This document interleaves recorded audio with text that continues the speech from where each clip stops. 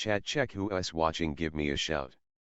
Enterprise is now live streaming Star Citizen giveaway Aurora Mkii drums request VKB Elgato AMD Red Square Fuels any.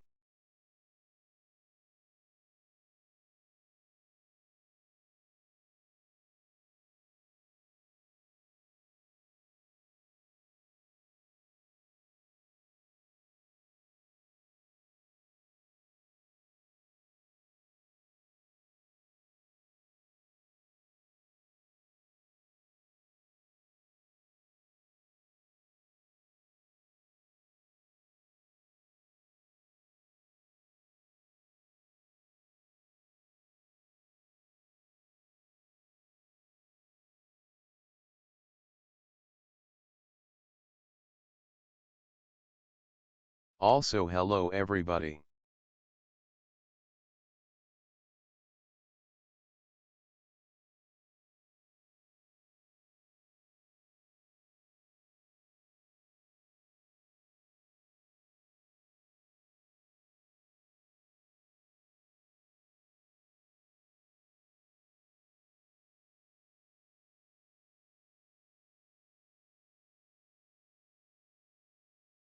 It's Wednesday my dudes.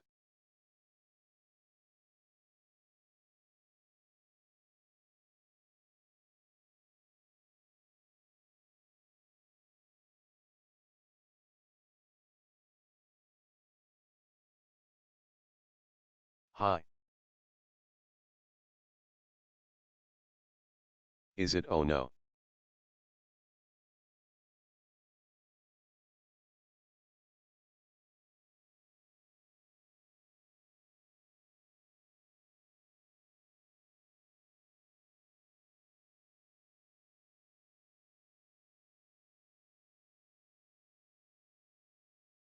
Hi chat.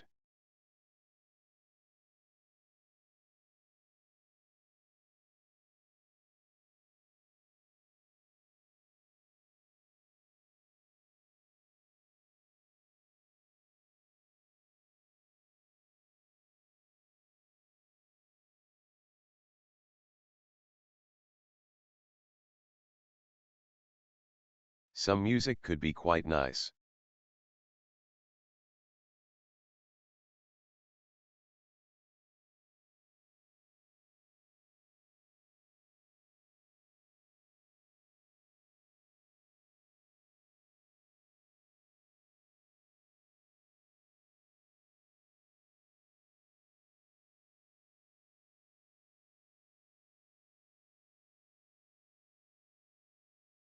My sub had gone missing, WTF.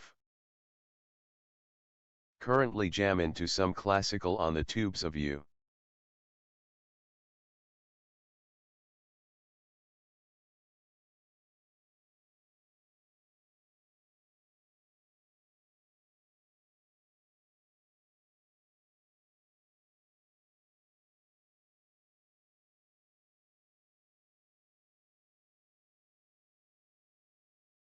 Which tubes?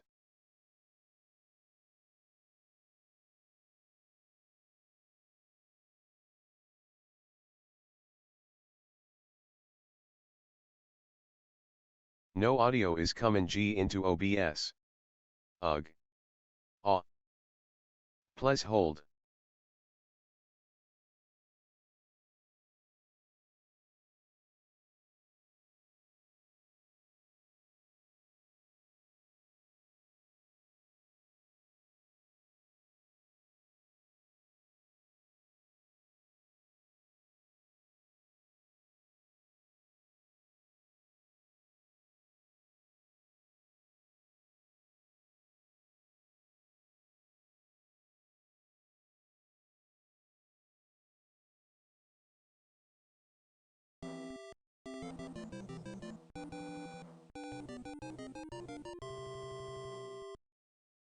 F1 Respeed has subbed for 52 months.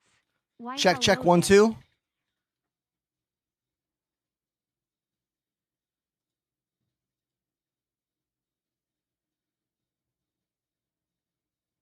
Check, 1, 2.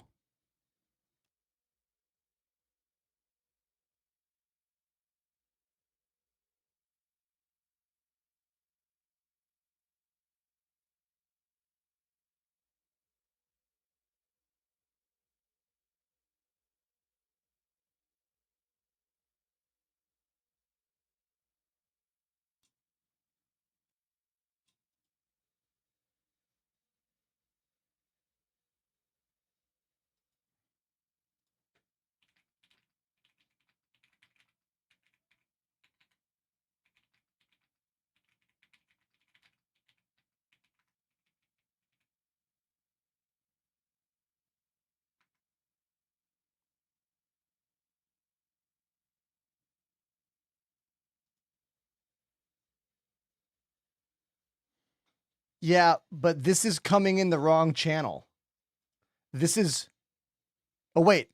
Is it fixed now? Dude, I have. What's going on here? Okay, I did a hard reboot on the mixer. I think things are working now. Hold on. Do we hear this? Perfect landing. Okay, I have no answer other than turn it off again, turn it on again. I hate technology.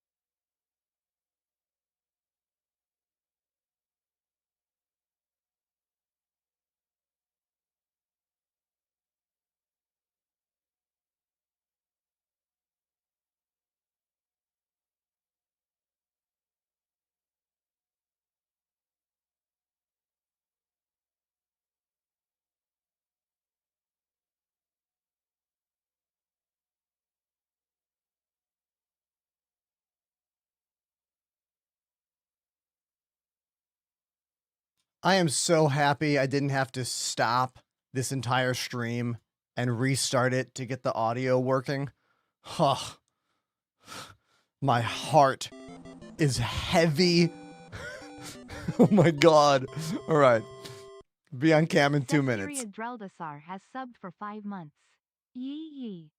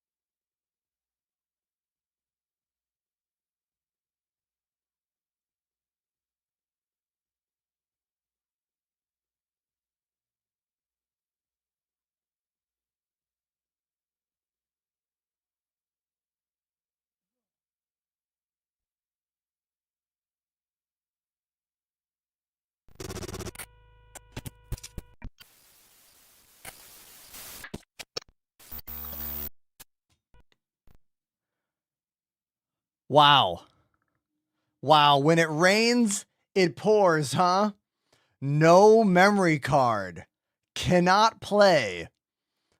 Ugh. I can't catch a break today, can I? I know how to fix it. Watch this.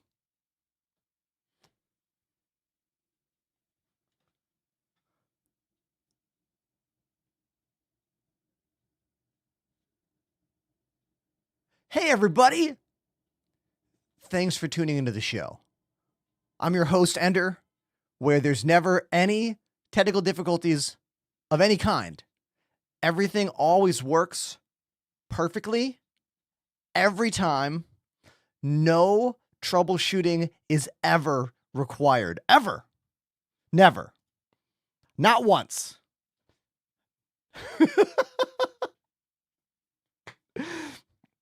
So, let's talk about the problems we've already had today. Well, I fired up the studio and I was like, everything works. Awesome. So then I went to make a video all about my Philips Hue lights that I have all around the studio. And I was filming on camera and I went to hit the button right here that makes the lights flash and it didn't work. I opened up Lumia Stream, tried to log in, couldn't log in. Double check my password, couldn't log in. I was like, okay, maybe their site is temporarily down. So then I began filming a different video, and then guess what happened? Lumia Stream started working again. So then I went back to making the video about the lighting. Then I fire up the stream, and people in the chat are like, I don't hear any music. I hear music. You don't hear music. So my mixer wasn't sending audio correctly. So while all the streams were running, I just hard powered off the mixer and back on. And when I hard powered off that mixer and back on, that camera turned off and then turned back on. And of course, I had to re-click the little button on top to get it to show my face. So this is just a tiny little taste of the behind the scenes to keep a show and a place like this running. So thanks for listening to that spiel. I won't talk about it anymore unless you have a detailed question. All right? All right. Hey, YouTube chat. Anyone there? Hey, TikTok chat. Anyone there? Hey, Twitch chat. I see a lot of you. Space Bear, Panda, Zestari, Nile, CT Forge, Apollo, Willis, Firespeed, Booty Twag, Mr. Fusion. Oh, I know Mr. Coffee. You know Mr. Fusion? 88 miles per hour? All right.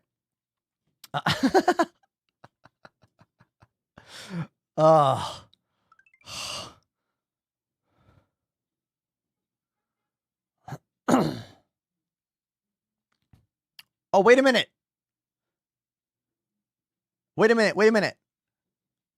Zestiria, you saw me play in Albuquerque. You were with Jack. Thank you for coming to my show, and I'm glad we could sign your t-shirt. If you missed me live on my last tour, well, oh, that was Denver. My brain shut down.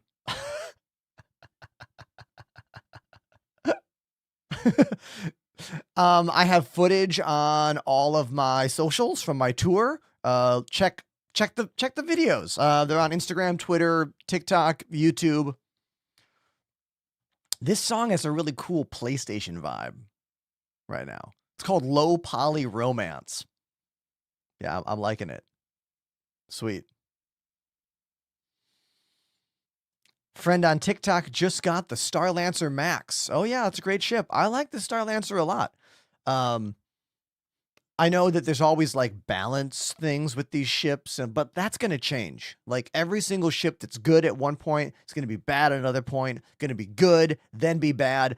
Just don't worry about that shit. Like Unless you're a PvP only player, in which case you're not flying the Star Lancer anyway. You know? Pick the ships on vibes. You know what I mean?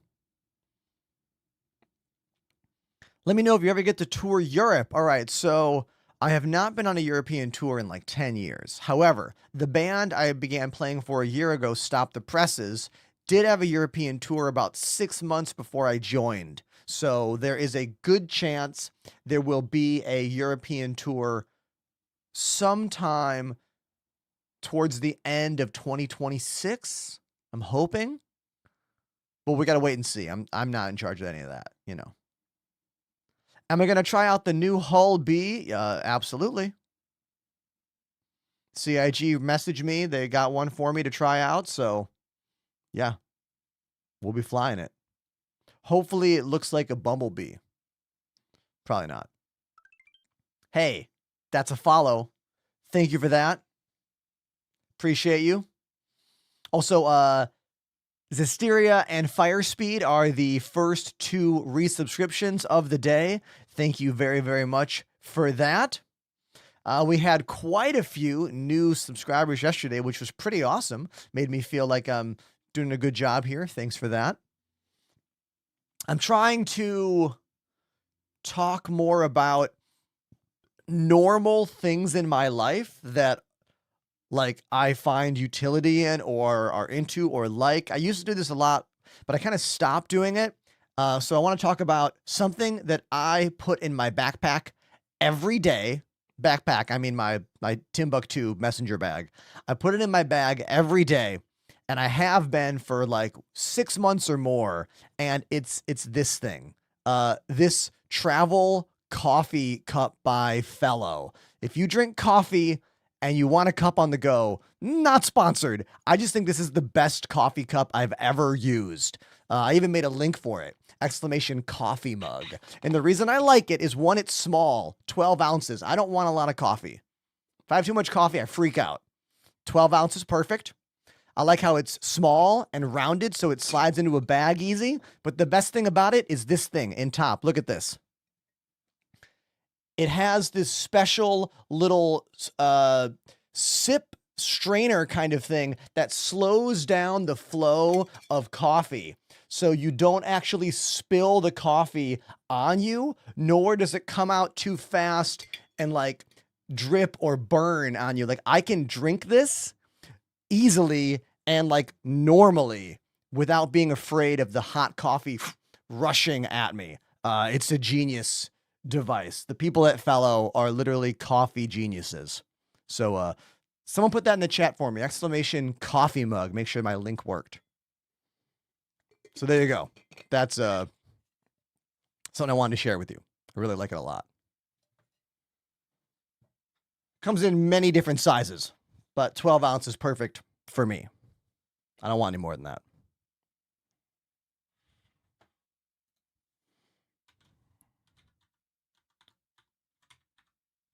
Let's see if that link worked. Haha, it did. See? Comes in lots and lots and lots of colors. So if you do like color, you're good to go. Look at that yellow one. Cool. So that's my favorite cup at the moment that I wanted to share with you.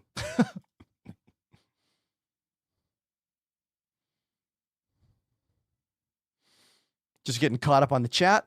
Make sure I didn't miss anything.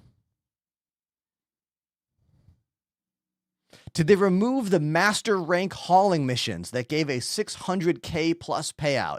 No idea. Sorry. My video today on TikTok and Instagram and YouTube is all about lighting. I thought I would highlight how I made all of my ceiling lights out of regular metal clip-on lamps, ceiling mounting posts, and Philips Hue bulbs.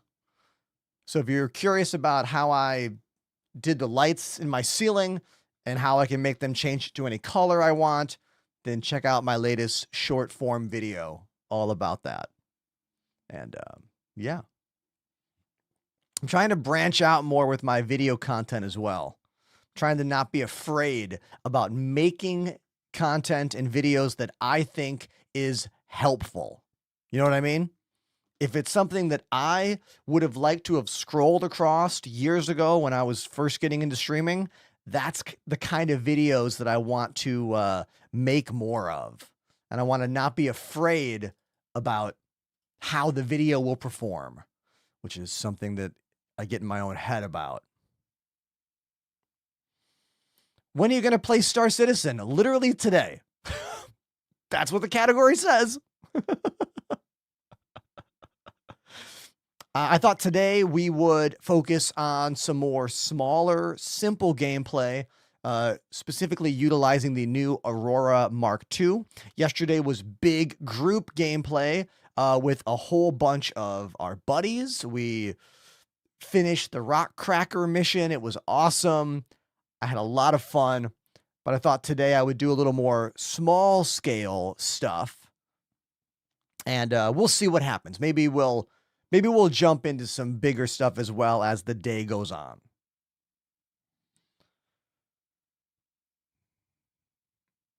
Tom Goat got the Shure SM7DB recently. Oh, that's the isn't that the version of the SM7B that has a USB output? I've heard good things about that mic.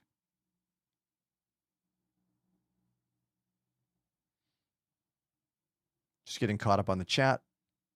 Yeah. Yeah. Out of curiosity, is anyone here who just watched one of my videos? Because sometimes when I post a video and then I go live, I get people who like click over right away because of a video. And it makes me really happy when that happens. Like, do you know how vindicating it is when someone shows up and they're like, hey, I watched your video? Like, incredibly vindicating.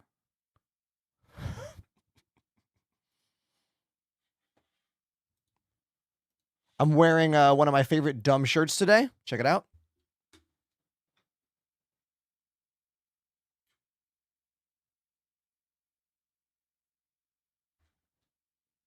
Space Bear, I'm going to punch you in the face.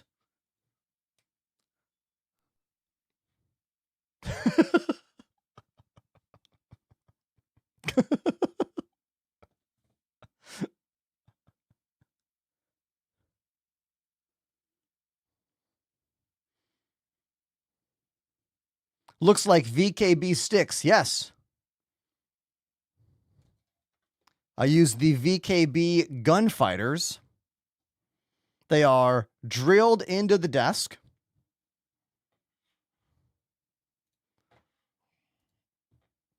Oh, did CIG release an actual video about the real Hull B and not the fake Hull B?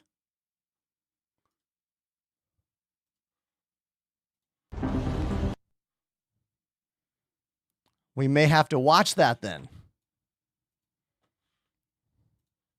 All right, so the other day, CIG trolled us with a video called the Hull B, which was a literal bumblebee ship with flapping wings full of SCU boxes. But I think there's a real Hull B spaceship video, and we should watch it right now.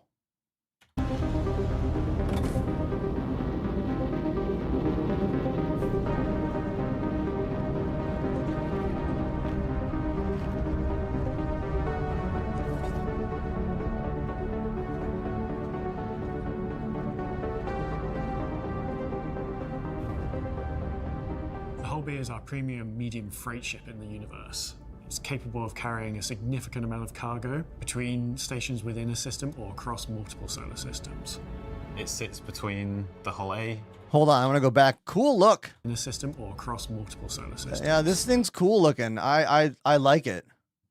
It sits between the Hull A, which is kind of your entry into the cargo hull. Hull A is a great ship. And the Hull C. The Hull C is an absolute fucking nightmare to use. This ship sucks right now. It has for years. It will continue to suck for years to come. IMO. And why does this ship suck? Because it's so impossible to load and unload in the systems we have in the game right now. Every time they develop something that makes it usable, everyone's like, yay, and then guess what? It breaks like that. End of rant. And now let's keep watching the video about the Hulby. Which is kind of big, serious interstellar cargo hauling runs. But one day this ship will be amazing, right? One day the Hull C will be an incredible ship for those massive, humongous, big money runs. But we're just not there yet. In terms of scaling and role, the Hull B is closer to the Hull A in terms of gameplay flow and mechanics, without the challenges of the more complicated setup and flow of the Hull C.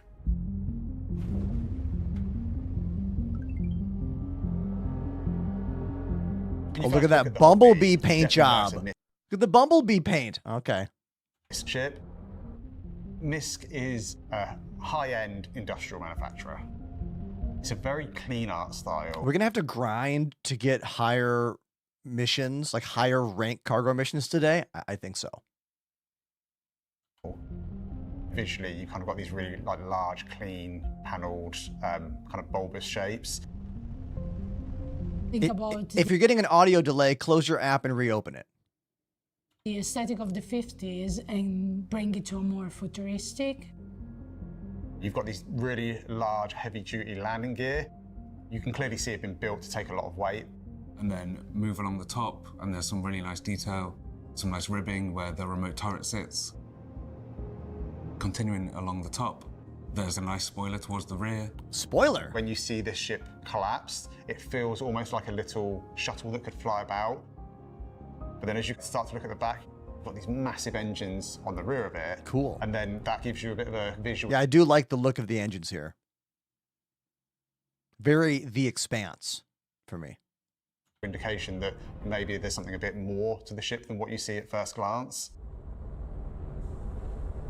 Again, these Much like the animations rest of the so Hull series, slick, it has so a smooth. compacting and extending spindle in the center section that allows the ship to have a smaller silhouette and shape. Like those of us who know this game, we are so used to slick animations like that. But a couple years ago, that shit blew our freaking brains, right? Like I remember the first time I Much saw like the rest something of the like Hull this series, it has a in compacting Star and Citizen, and I couldn't believe that it was real. Because I was coming to this game from Elite Dangerous, a game that has no animation as smooth as that. Granted, the game works better usually, but yeah, great animation, love it. We're not carrying cargo, and then expanding out to carry the maximum amount of cargo. It's quite a marvel of engineering in how much spindle and cargo grid we've managed to fit into such a small space when it's collapsed. It holds 512 SCU of cargo, up to 1632 SCU crates.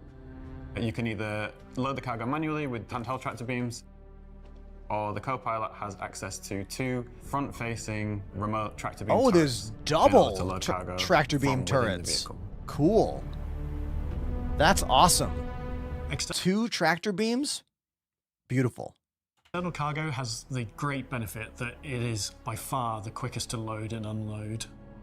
You can simply rock up to a location and then use the tractor beams on the ship to attach and detach cargo, Oh, rather than man. having to thread these larger, especially the 32 SE containers. Man, if only we could remotely control these cargo decks. You could land, bring the pad up, throw everything on it, put the pad down, and fly away without even getting out of your ship. I wonder if they'll ever add that. Cargo, rather than having to thread these larger, especially the 32 SE containers, through restricted doorways at the back of ships. So you have to be smart about where you use the Hull B. It's quick to load, but also if you find yourself in a tricky situation, it's very quick for someone else to unload it for you. When it was first announced, it was Someone to unload it for you. It's wild how they're prioritizing these ships that have easy, quick cargo on and off, considering how many ships we have in the game that are standard, like inside the ship is where the cargo is. And it really makes me think about a future in this game where how safe your cargo is or how much you need to protect it is really going to matter with the mission types. Because with ships like this in the game now and the raft in the game that make it so easy to get cargo on and off, how are they going to make it so that we still want to use the C2, for example? Ships that are a little more difficult to get cargo in and out of. I'm curious to know how they're going to incentivize us to make those choices between these easy to load cargo ships like the Hull A, B, C, Raft, and all the traditional inside closed door ships. You know, that's something I'm thinking about. How are they going to balance these choices? Why would you ever not use a ship like this that is easy to unload and unload, rather to load and unload? We'll have to wait and see what they do. It's very quick for someone else to unload it for you. When it was first announced, it was promised to be able to land with its full capacity of cargo. However, over time, the cargo system changed, the design of ships have changed.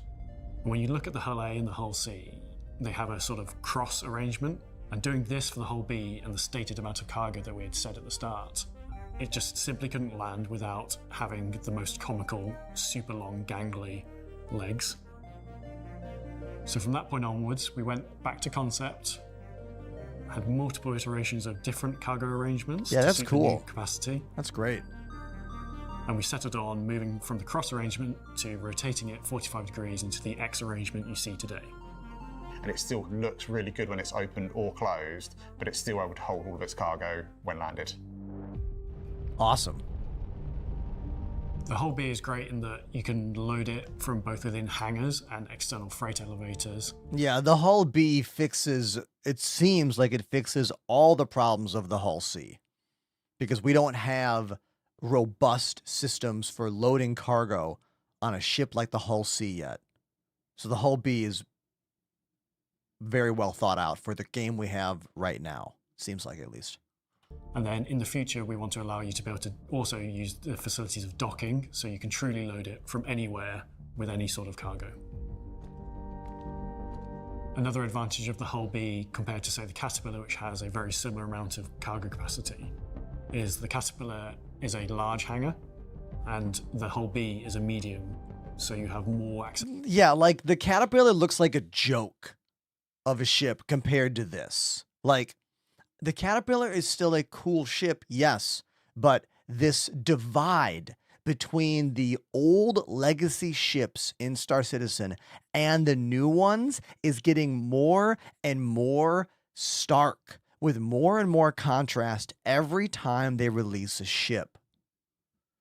Like, what kind of incentives are they going to give us in the game to ever use ships like this when they're making stuff like the Hull B right now?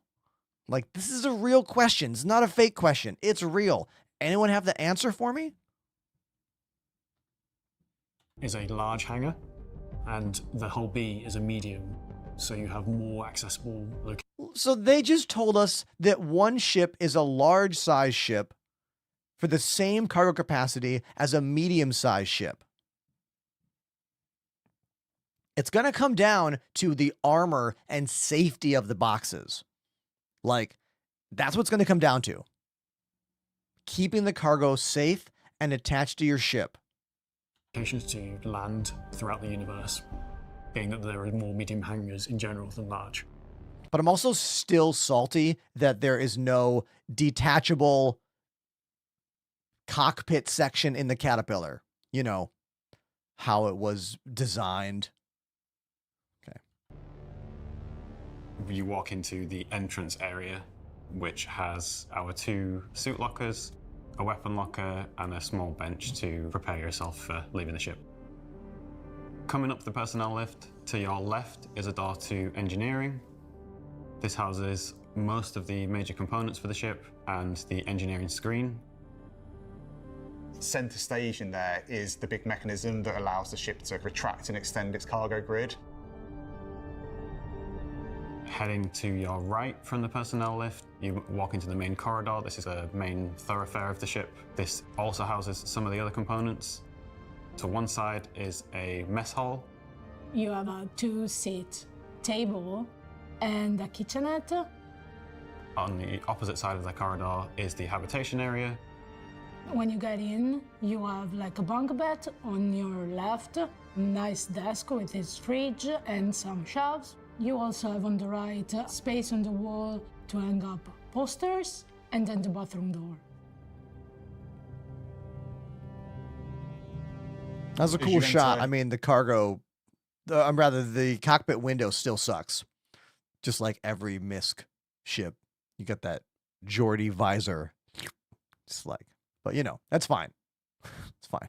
Into the bridge of the ship. As soon as you walk in, you know you're in a MISC ship.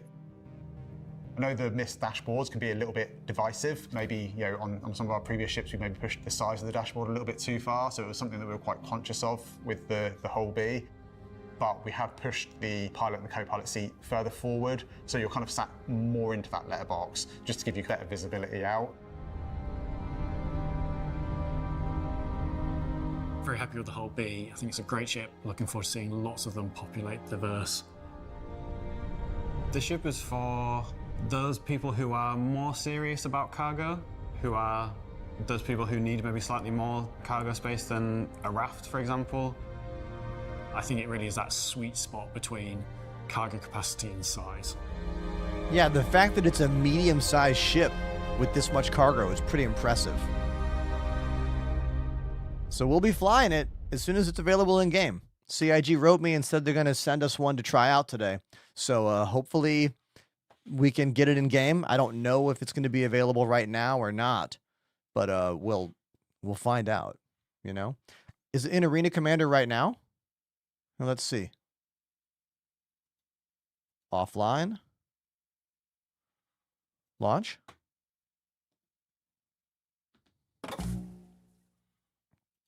Okay. Oh, Hull B. Right there. Cool. All right. So. All right, so here is the Hull B in its normal, no cargo configuration. All right. And can I hit expand config? Yeah! The expand config button works. And boom, that's where all the cargo goes. Man, that animation is so slick and so satisfying. Let's watch it again.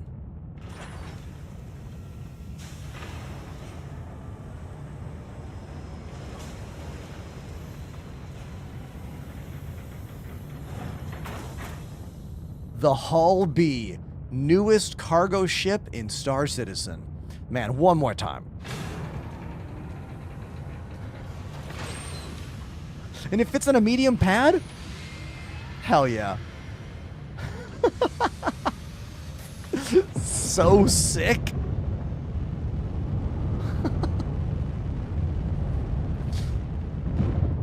Okay, I am very happy that I don't have to look for a button on the dashboard to do that. You know? I don't like when I have to like find a button here. Like, I have buttons on my desk for a reason. Don't make me hunt and peck with a mouse and keyboard when I could have the button here. So that's a win right there from CIG. Great job on that.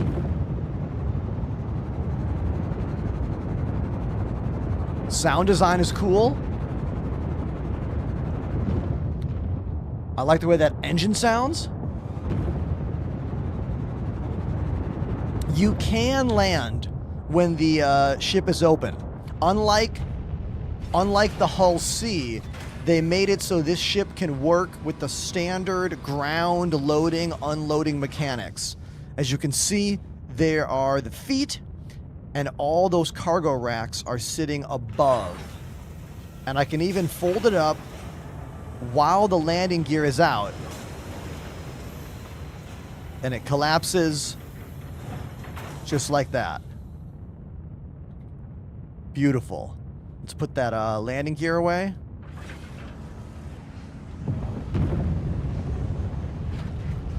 Let's walk through and explore the ship a bit.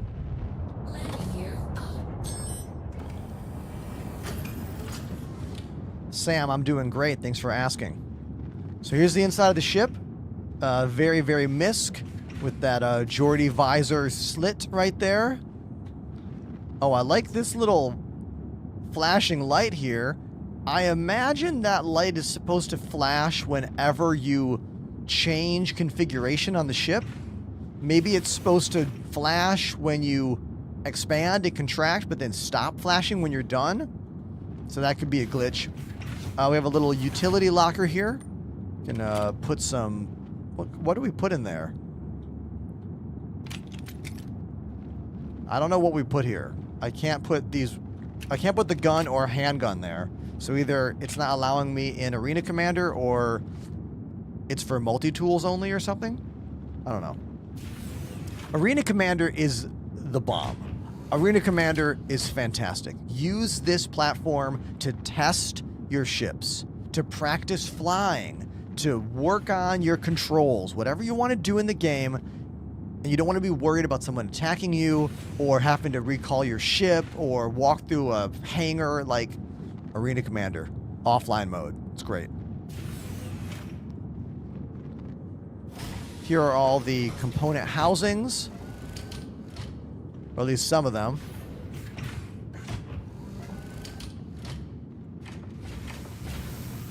All right, we got 2 beds, bathroom. Aha, I see they're utilizing that mirror technology, which is actually a camera. So this is like a camera in the game that is the mirror in the game. But you can see it's working. Man, that helmet on, helmet off animation is getting smoother each patch. Check it out. Helmet off. Helmet on. Oh, all they gotta do is add a little, like, smooth transition from that tint. Notice how we see the tint of the helmet right before it comes off and then right before it goes on. If they could add some kind of slow fade or something, it would really smooth that out, you know? It's so close to being perfect. But then again, that's what much of the game is. All right, we got 2 little beds here. Or not 2 beds? Wow. Benches.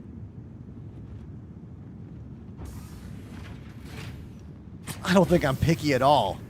This kind of stuff matters. And as the game gets closer and closer to being done, this kind of stuff matters more and more and more. 2 years ago, I wouldn't have mentioned that at all. I mean, you know? All right, here is the actual weapon locker. And I can put my weapons in there.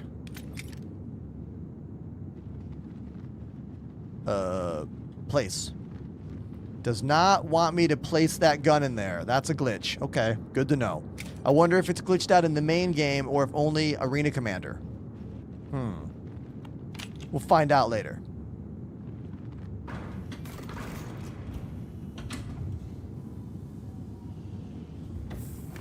Is this an airlock?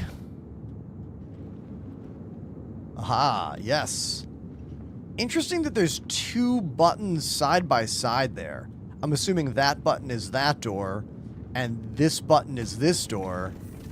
But, like, there's barely enough room to stand inside there. Kind of interesting that those 2 buttons are smushed together there. All right, suit lockers, 2 of them. Here is the engineering room. Please zoom in. Hell yeah. Okay, good. Here we can see all of the components. All right. Fuses. The rest of all of our primary components are in here. Oh, I like these up-down arrows showing me which one opens which panel. That's nice. 4K Goat, welcome to the show. Nice to see you.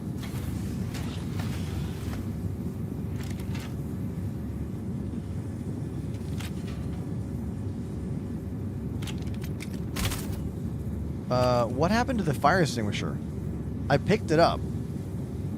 You guys saw me pick that up, right?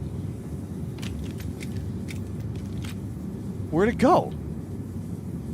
All right, well, it's Arena Commander, so it just ate it, I guess. Let's go up. Or down, rather.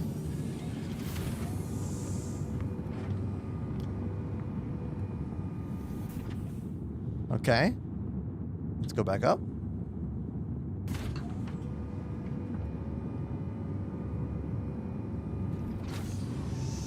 "4K Go, you asking a question or giving me a statement?"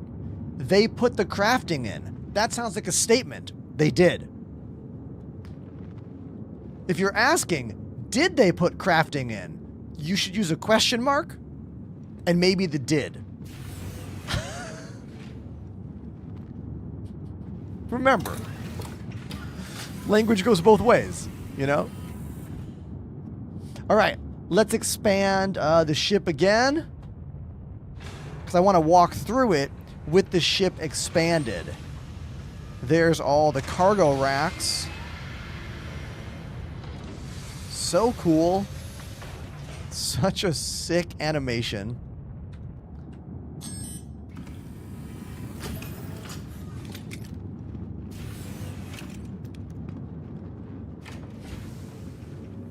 Oh, can we not walk through it anymore? Oh, interesting. So I guess we don't get to walk through it like in the Hull C. Okay, no. You don't get to walk through that expanding, contracting part. I thought maybe you did. You do not. That's all just like... I thought maybe we could walk through this tube there in the middle, but the answer is no. So it looks like you don't ever get to walk inside this part of the ship. So this part of the ship is just like solid stuff, I guess. And you only actually walk around inside this part. Okay. Got it. The hull, or rather the cargo deck, expands and contracts with the, what is it, Alt-K binding? The same as expand, contract, config, like when you're going to change the shape of the Fury or put the wings out in the new Aurora Mark II or any ship with a transformation thing. That's the binding. And for me, I put that as a press in on this left-hand hat. Again, it's really cool that they're allowing me to do that with my joystick buttons. Sometimes they force a lot of that functionality to a button on the dash in other ships, and I love that they did not do that for this one. Sweet. All right, let's go back to menu and fly it for real. And that's the Hull B, everybody.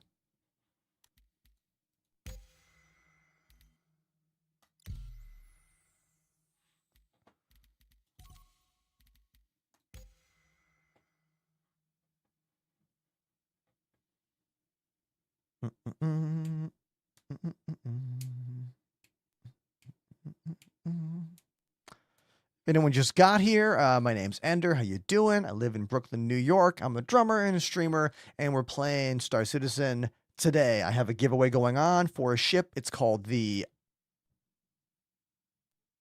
Aurora Mark II. Had to remember the name of it. Link in bio or exclamation giveaway in the YouTube or Twitch chats. If you're watching on TikTok, it won't work because those platforms have, well, some problems. And yeah, you can find it. Good luck.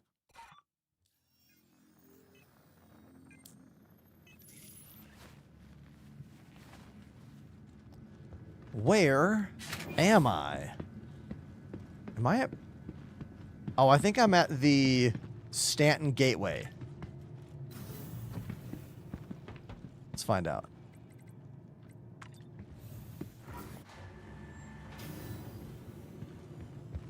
Stanton Gateway. My... No way. Aurora should be here.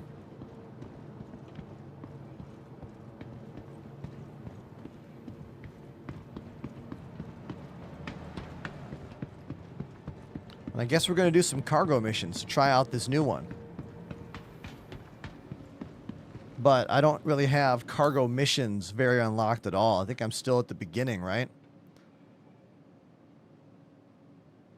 Rookie. Yeah, we're going to have to rank up in our hauling. Let's go back to Stanton for that. Welcome to the ASOC. So we'll call the vehicle ship retrieval here, system. but then we'll go to Stanton. Hull B, right there.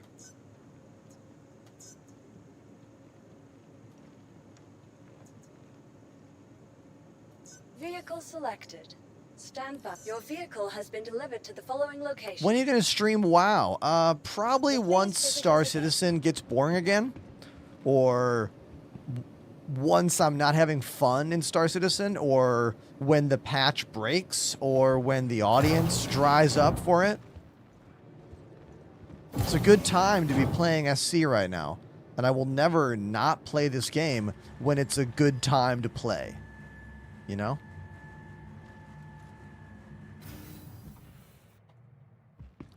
Okay, that's a old glitch. Aha!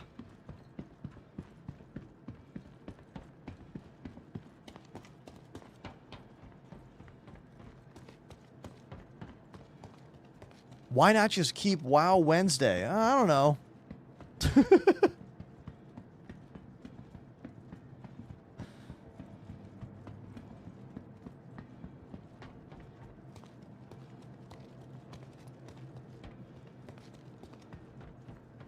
My first time in the live game, checking out the new Misk Hull B.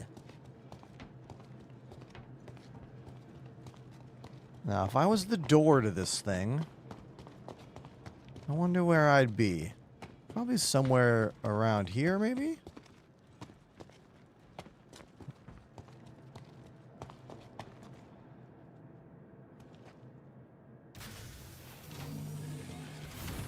There we go.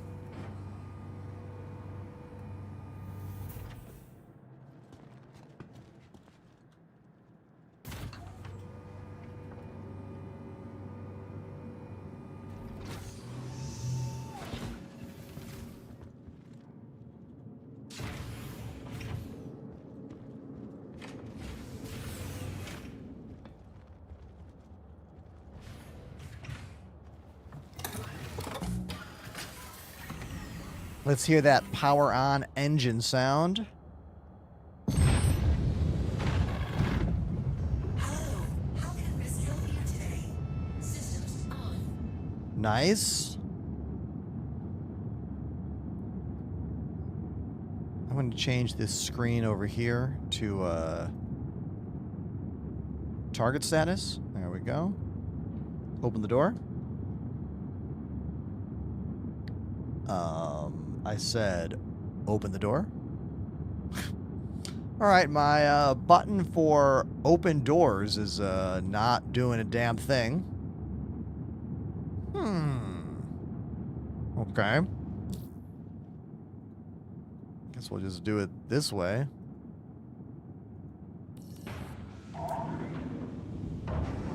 No idea why that didn't work.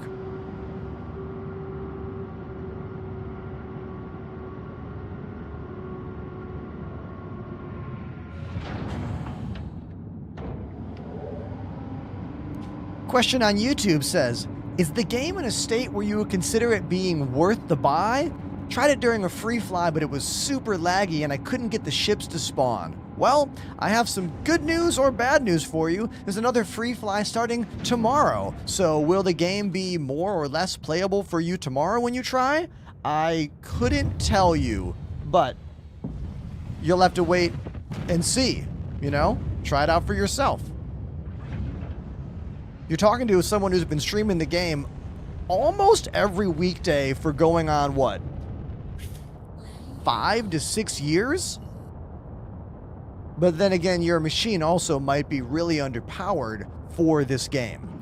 You do need a very powerful machine with a lot of RAM, usually 32 gigs. And the concept of what is worth buying for you is always going to be different than what is worth buying to someone else. If you've been there, done that in Elite Dangerous and you're tired of that game, this is the game for you. If you have not played Elite Dangerous, then maybe you should play that instead. Unless you are very patient and you really want the latest and greatest in video gaming tech and you're okay with the glitchiness that comes with early access alpha gaming.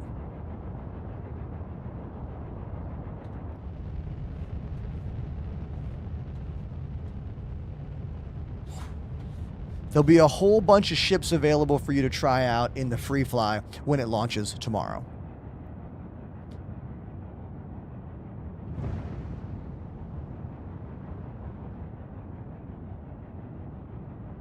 The problem with WoW is that I am a nobody in the world of WoW.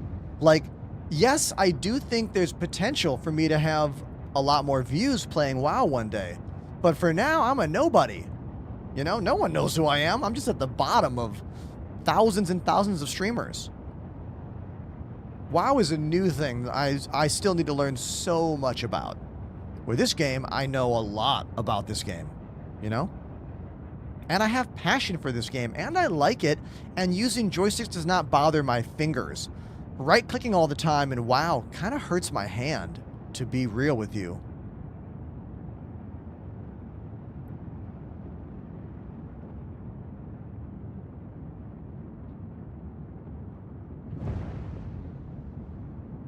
Interesting, I didn't get the sound effect that I normally get.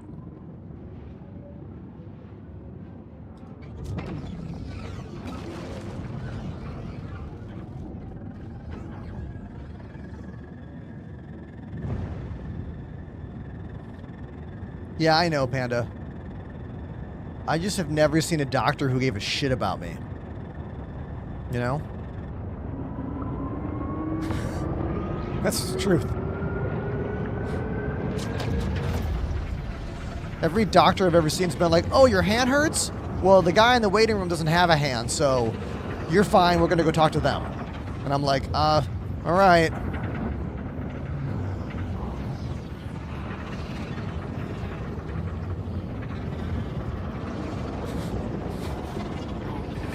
American healthcare.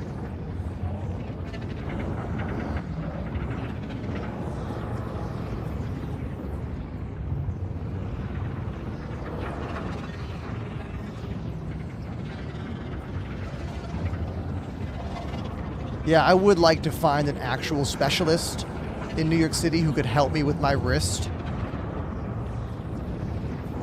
I should make that a goal for this year.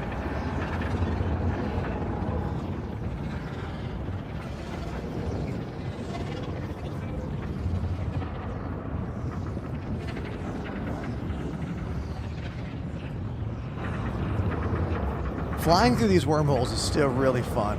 Like, this is still such an experience. I can't wait until there's like a vast and detailed network of these wormhole tunnels, you know?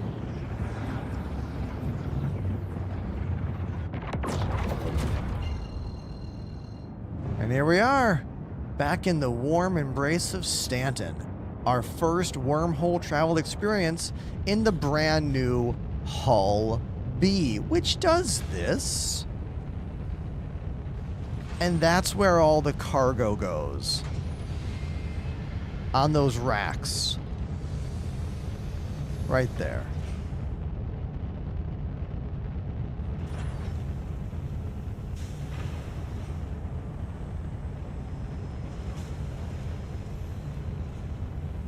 Such a sick animation. Oh, do we have night vision in this thing? Of course not. What the fuck? Can I stop everything? What is with CIG releasing night vision and then designing new ships and not putting the night vision in it? I don't understand. They gave us the new Aurora. No night vision. They gave us this ship, the Hull B. No night vision. What's their reasoning? If you have seen their reasoning for it, Tell me what it is. What is it? I just...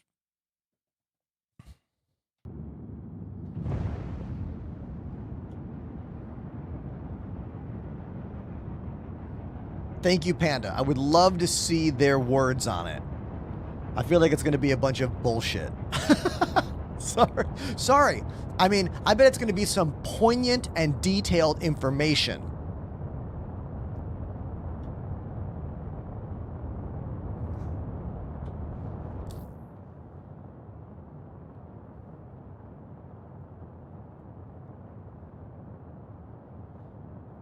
Let's go back to Area 18.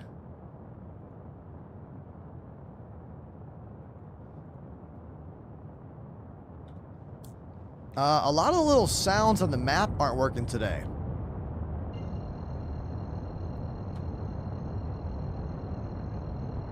Ah, Panda, thank you. Let's look at that.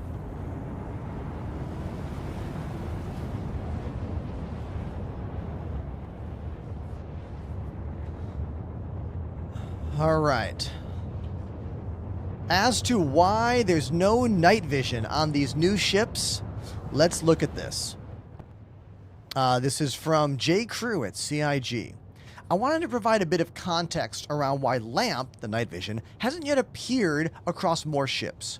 Due to the way vehicles are built in Star Citizen, canopies typically consist of two planes of glass, an interior-facing plane and an exterior-facing pane.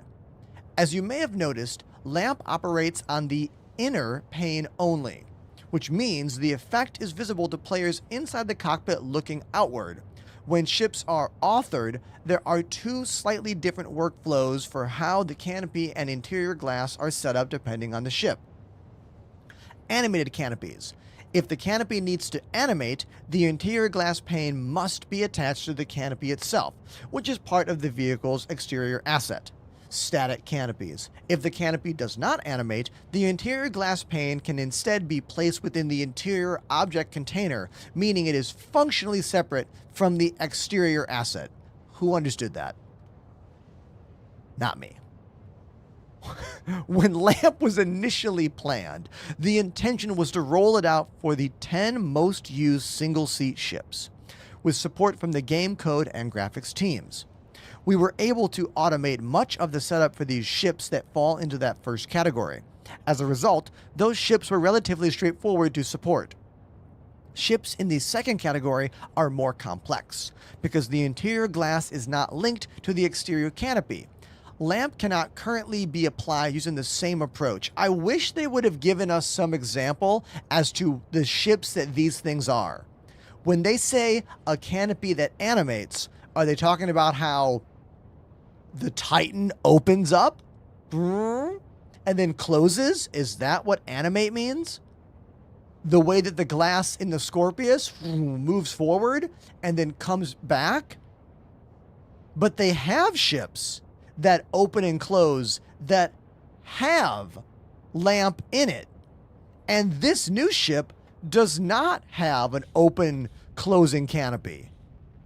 So I don't understand what they're... Okay, let me keep reading.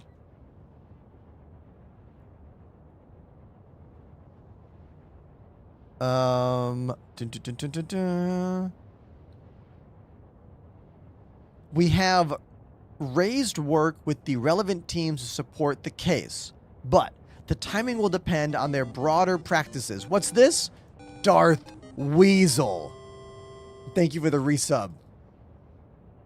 Appreciate you, man. Darth_Weasel_ has subbed for 25 months. Have you seen the Pokemon No Man's Sky update?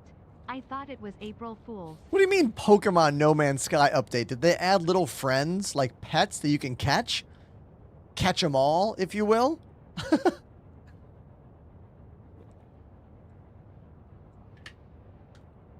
Also, someone on TikTok commented on my arms. Thank you. Yes, we have been working out a lot over the past couple years, and the gains are real.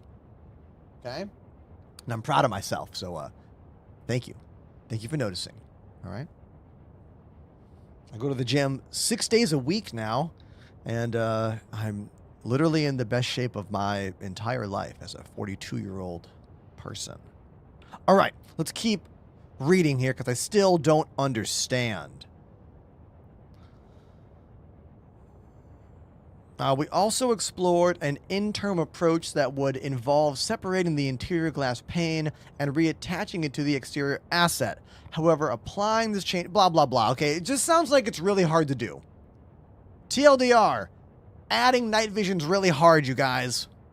And rather than wait until they get the night vision ready for a ship, they're like, well, the ship is done. Let's release it. And someone's like, well, what about the night vision? And they're like, forget it. Let them play in the dark. Because it's hard to do. Right? That's what the Spectrum post says. Right? Did I miss it?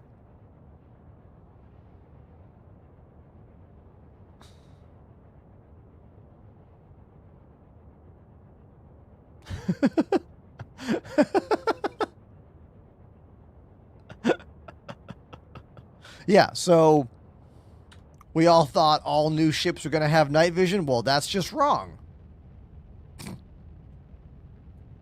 Now, I am noticing something that they've changed about the game. The amount of zoom that we are allowed to do by default, holding F4 and using mouse wheel, has changed based on the ship you fly. For example, this is a big ship. And look how small it is by default when I go third-person camera. Look how close it is. And look how far away I am now. When you fly the new Aurora Mark II, the default zoom in is much closer than that. And the default max zoom out is not that far away. Now, I don't know if this was intentional or not, but it seems like the size of ship might have some scaling versus what the default third-person camera view is. This is something that I think only a few people would notice. But I've noticed it. Because when you're flying the new Aurora Mark II, if you want to get the camera far enough out that my TikTok audience can see the full ship without it being cut off, I have to actually hit F4 and then hold F4 and down arrow. Because down arrow lets you go out way, way further. But if you're watching on TikTok, you should just stop and watch on Twitch. It's way better here. More people in the chat, higher quality, and I read your comments more. It's true. And of course, subscriptions, that's how I made this job. So thank you to all the subscribers out there. I look forward to seeing if we meet anyone new today that clicks the subscribe button. We'll have to wait and see.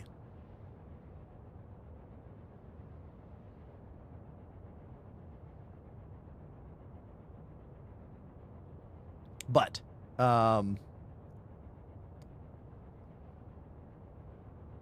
dang, this is a long jump. Yeah, it is. We might want to look into getting a better quantum drive for this ship if we're going to be doing hauling missions today. I am using the default Hull B, and this one jump from the Stanton Gateway all the way to Area 18 is taking quite a bit of time. We might want to get a different quantum drive.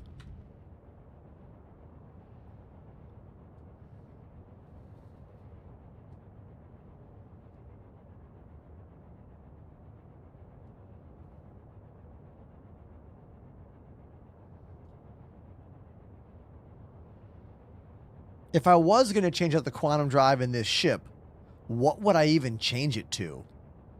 I feel like I am completely out of the loop when it comes to discussing ship components these days. Because they keep changing stuff. XL1's always been a good one. Is that still a good one for this? All right, 2 people are saying XL1. All right. I wonder where we go buy that. We could look it up.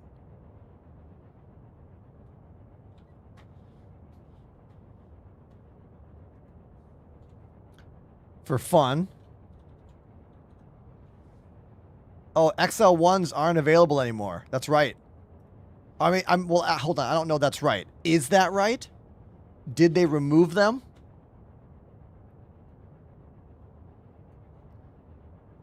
All right, so if I go to the MISC Hull B, here we are, looking at the MISC Hull B. By default, my quantum drive is the Sparkfire. Wait, what's this? Oh, Excelsior must be the jump module. All right. So, if the military XL1 is no longer available for me to purchase somewhere, what would be a drive that we could buy that might speed up our adventures today?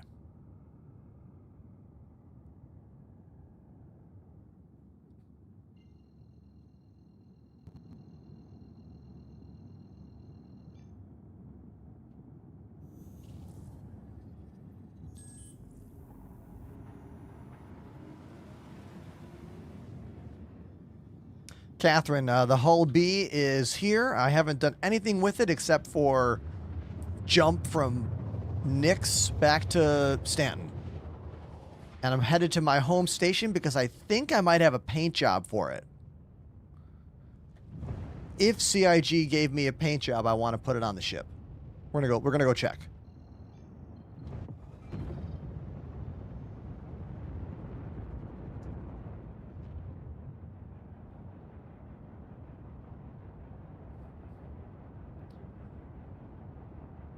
All right, what's the general consensus for which quantum drive I should add to this ship? And will it actually speed up the jumps in a way that matters? If it gives me 30 seconds faster, I don't care. If it gives me 1 to 2 minutes faster on long jumps, then I maybe care. But a lot of times when you get into the weeds of changing out modules, you're talking about pretty fractional differences, which usually only matter in a PvP situation.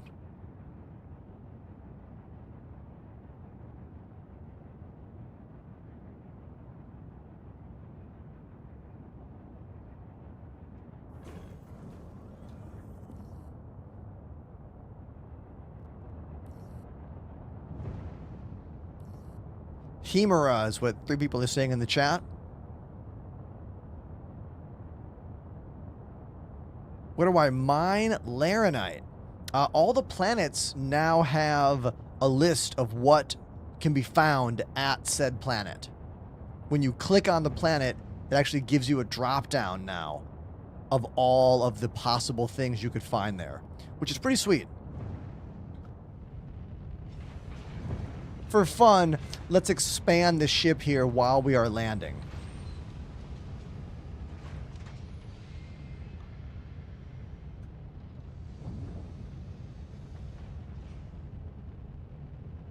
Yeah, that's a new update from maybe, what, last patch?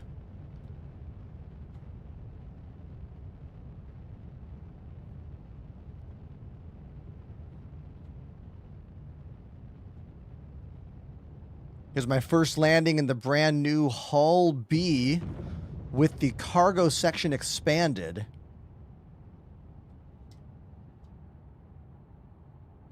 And touchdown. Perfect landing. Now, what happens if I try to close this up while it's landed?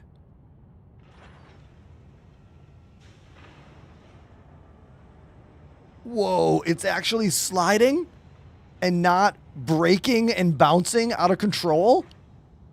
That was surprising. Whoa. Wow. Awesome. I'm legitimately surprised. Sweet.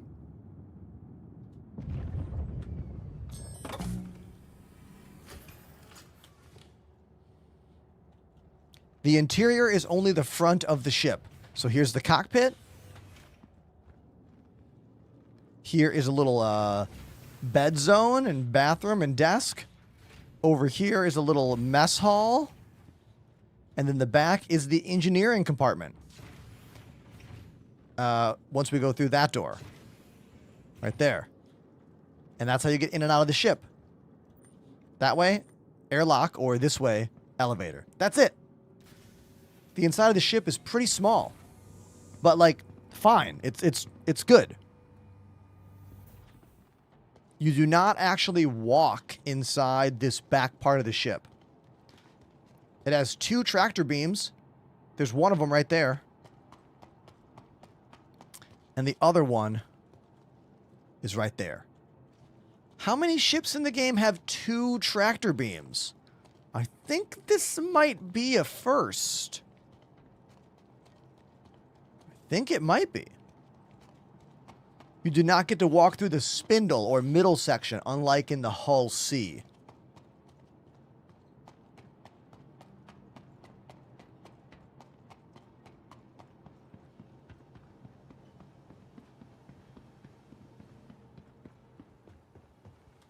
Let's put this thing away. To the ASOP vehicle retrieval system. Your vehicle has been moved to our storage facility. Please visit us again. Goodbye. Only 1 elevator and 1 airlock for the ship.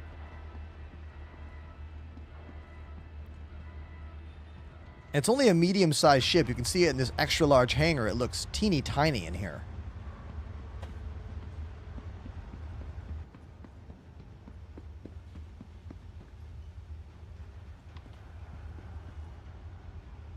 Free Fly begins tomorrow.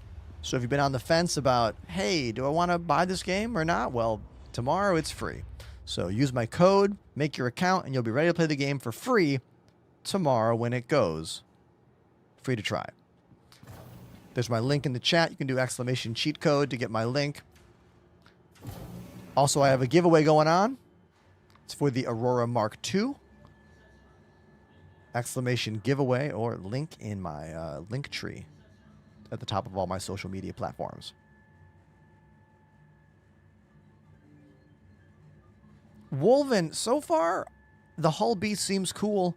On paper, it seems really good. And in practice, it was fun to watch and fly around. But we're actually going to change out the quantum drive and do some missions today.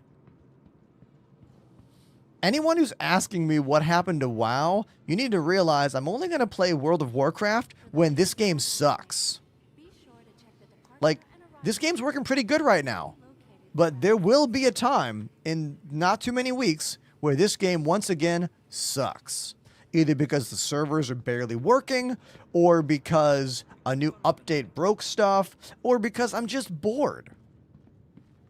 And the point of all those videos I made is that if I'm bored with this game, I'm not going to stream it. Where in the past, I have always streamed the game regardless of my bored level or feelings.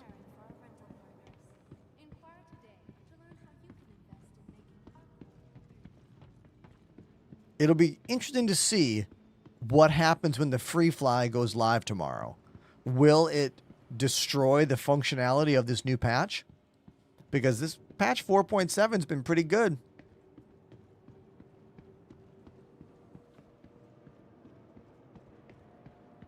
But we'll have to wait and see what happens, you know?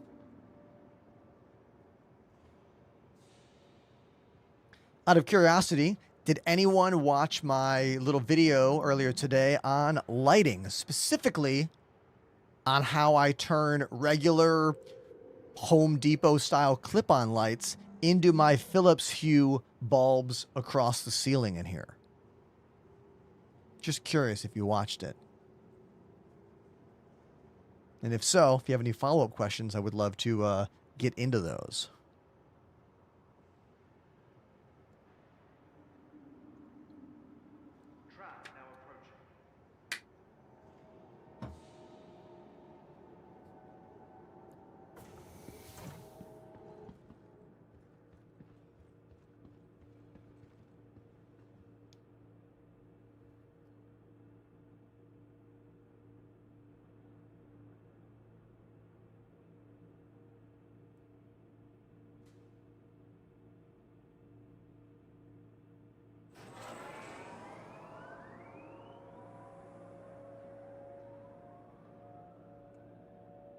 Mm-hmm. Mm-hmm. Yeah.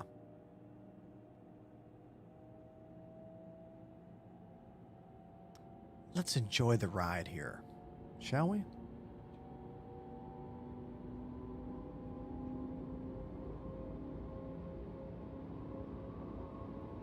As someone who rides the trains literally every day in New York City, I'm kind of used to like this type of experience. Granted, my trains don't fly in New York, but like I get to cross the bridge from Manhattan and like see the city skyline pretty much every day.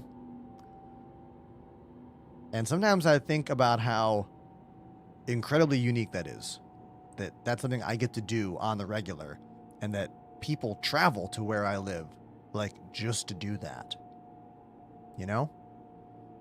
It's wild when you think about the things in your life that are totally normal and totally pedestrian for you that are so novel for people who don't live where you live. Now arriving.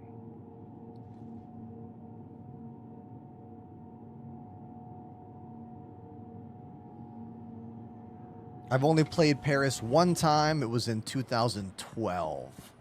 I was in a band called The Void Union.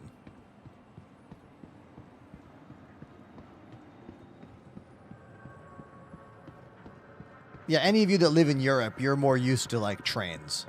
It's Americans who don't really know about that life because most of our cities don't have public transit worth a damn. Sadly.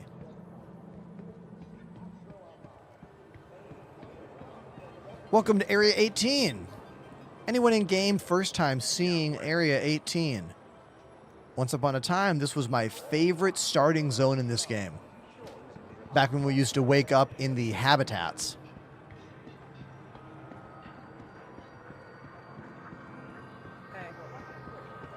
Now that we wake up inside of our ship hangar, it's not as big of a deal where you make your home base.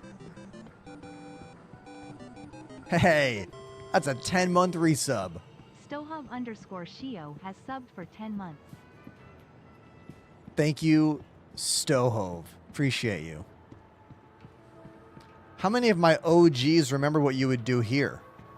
You go to the hot dog stand, and you hop on this, and then you just wait for the train to come below and jump on top of it and surf it all the way to the hangar. Those were the days. Exclamation surf in the chat to watch the old video.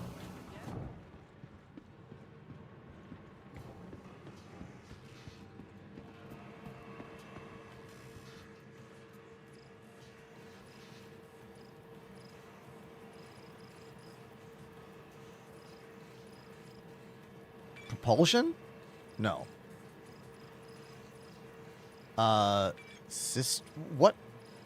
What's a jump drive?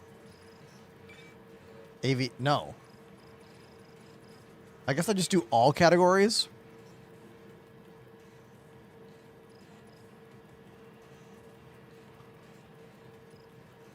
We have the Hurricane.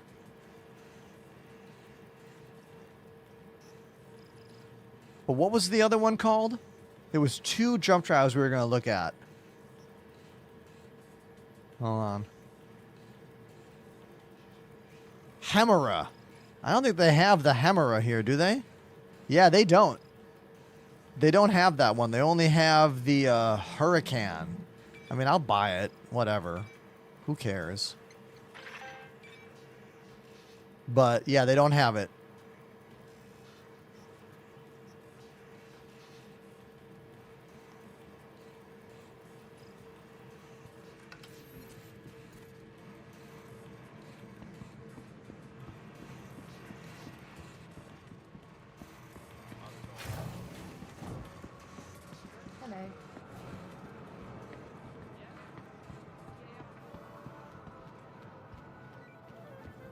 Somebody put a turtle on this dude's table.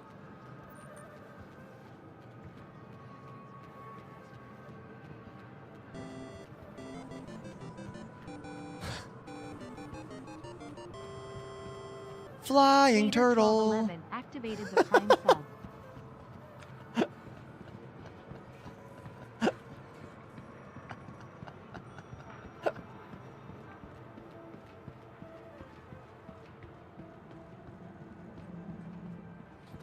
Where can I buy the new Hull B? On the Robert Space Industries website.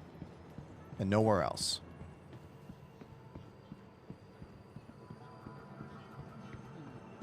Thank you, Vader, for the 3-month resubscription with Amazon Prime. The free way to support and subscribe to your favorite streamers. Thank you. The majority of my income that I take home as a full-time content creator comes from Twitch subscriptions. So just know, all of you with that badge in the chat, you're the reason I have a job. Thank you so much.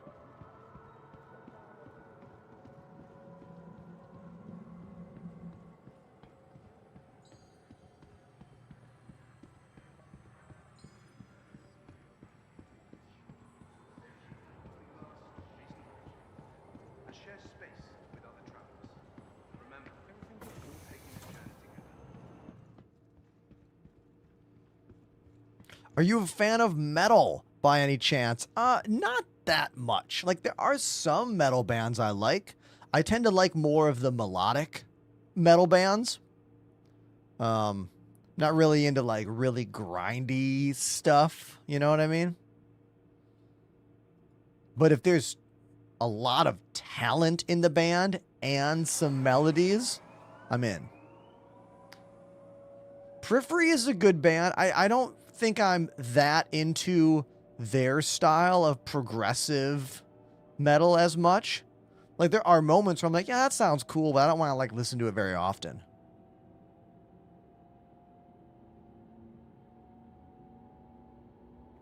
You want to know what I've been listening to lately that I'm really enjoying is the new side project band from Fat Mike from NoFX.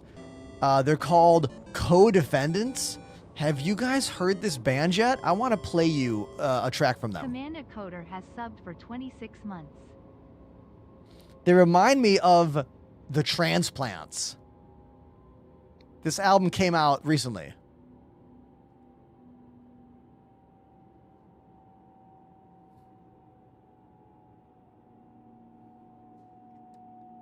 Listen for the switch.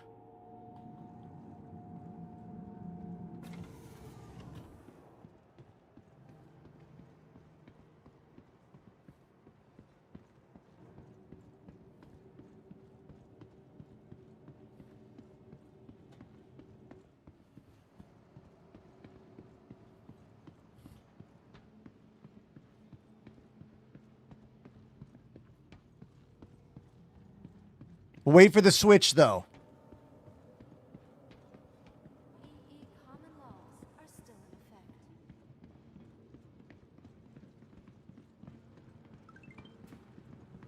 So many different voices.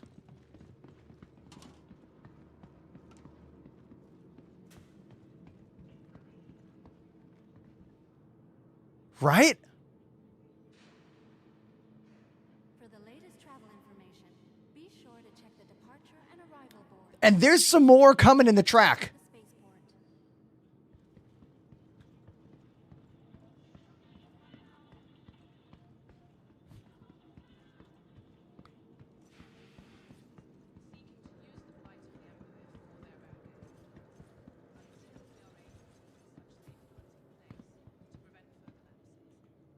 Your personal belongings are your personal responsibility.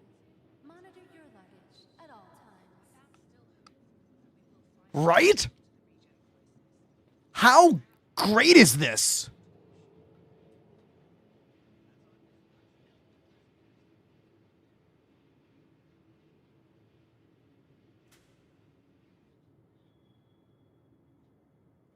Co-Defendants. Fat Mike from NoFX. It's his new band. Be sure to check the departure and arrival boards, conveniently located throughout. I really like it.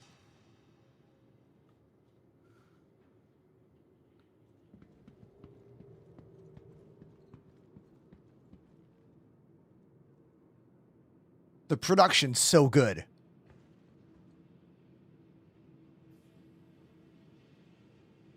Right? Please be aware that while in the Stanton system, One more. One more track. One more track. common laws are still in effect.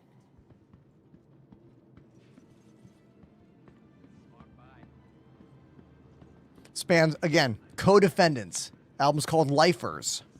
This is track 3, Lonely Life.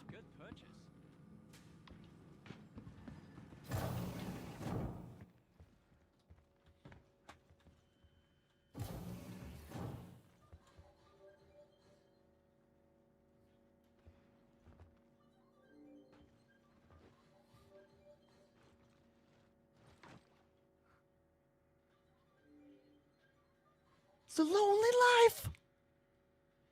Break inside. This rules. That chorus, god damn. Like, that's goosebumps inducing. You know?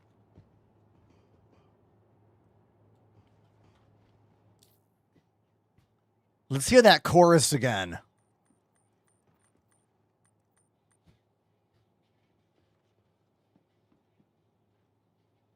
Break inside.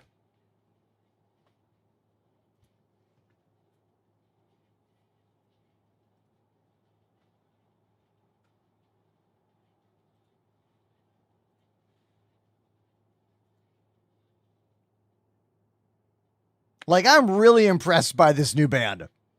And, like, you have to understand, I don't like much music anymore.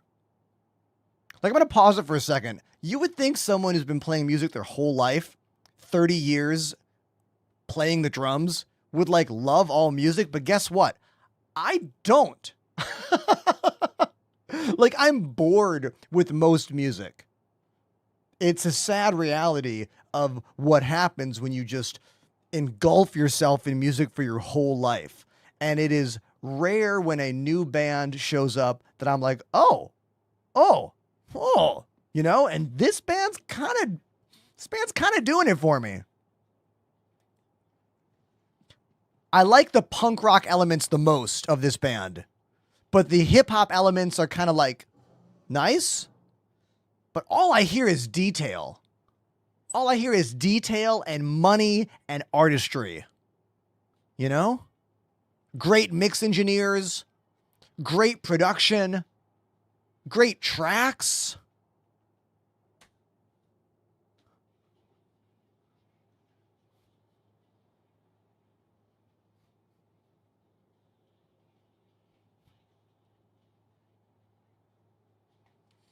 Simultaneously giving me what I loved about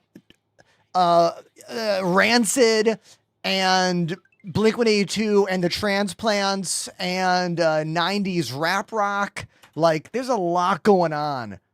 Yeah, we'll stop listening to it for now. But yeah, Co-Defendants. Side project band from Fat Mike from NoFX. Really into it. A lot. Yeah. So there you go. That's my album pick of the week, which is a thing I should start doing. I should start doing, like, album picks of the week. That should be a thing I do. Yeah, definitely. Now, let's talk about changing out the quantum drive on my ship. I don't want to get I don't want the jump module to get mixed up. So we are going to uninstall the jump module before anything else. Let's unequip the jump module and we will save. And then we'll go into the ship systems, change out the quantum drive right here. Now put the quantum drive, put the jump drive back on. I also added a paint job. There we go. And now we'll call the ship back out.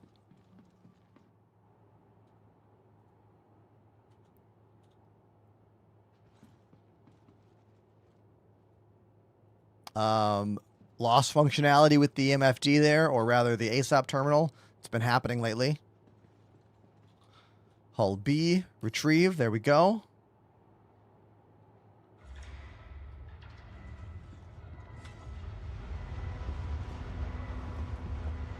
Go Swim says I have a gift for you.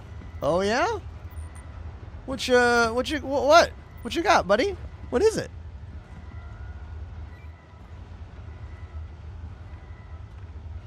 Oh!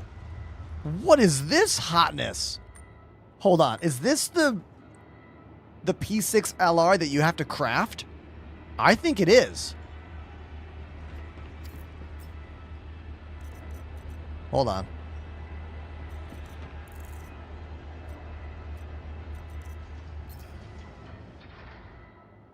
Wow. Gotta love that inventory fail in action right there. We all saw that together?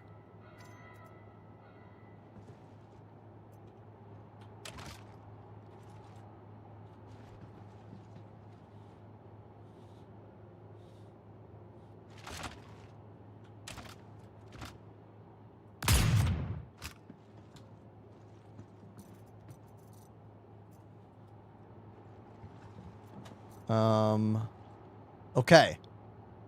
Now, for comparison, I think I have a standard P6 LR here. I do. So here is a normal P6 LR. Here is the crafted P6 LR. As you can see, it's got some extra stats down there at the bottom. Plus 8.46 impact force, negative 20% recoil kick, plus 20% recoil smoothness, and plus 20% recoil handling. So this is the same weapon as this, but this one is significantly better, and you craft it yourself in the game. Okay, pretty awesome. Crafting is going to change everything about this game. Very cool. Thank you, Go Swim, for gifting me this upgraded version of my favorite weapon in the game. Thanks, dude. I want to empty out some stuff in my bag and, yeah, try out some stuff. So let's do this. We got some extra stuff I don't need here. Stack. I thought there was a stack button now. I thought this button was supposed to stack things. I guess it doesn't work, or at least I'm not doing it right.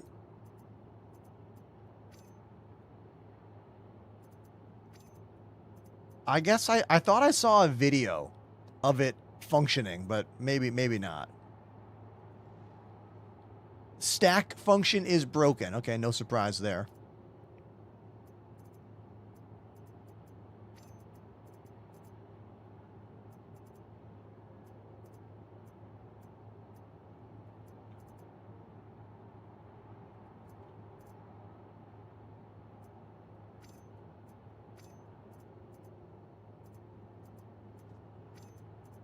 One thing nice there, I was able to hold left click while scrolling with my middle finger and actually stack all of those med pens together.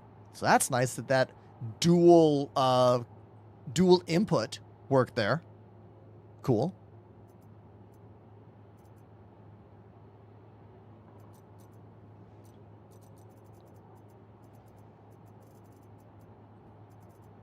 I like this new feature when you view your attachments. Let's talk about this. So in the new inventory, if you click on the weapon area and then go to your attachments in that weapon zone. Oh, hold on. This thing is freaking stuck on top. Let's try that again.